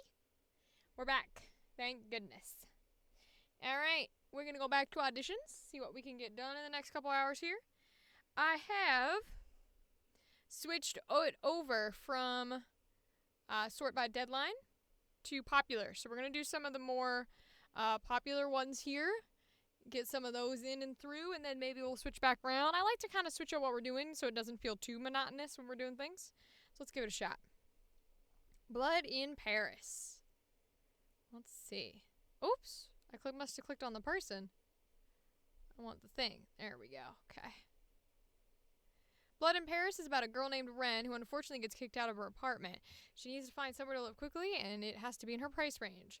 Luckily, she finds one place available, but it gives her an off feeling. It is owned by two male vampires thirsty for blood. She is unaware of the danger she's about to face. Animations found on TikTok. Alright, let me look at these. Hold on.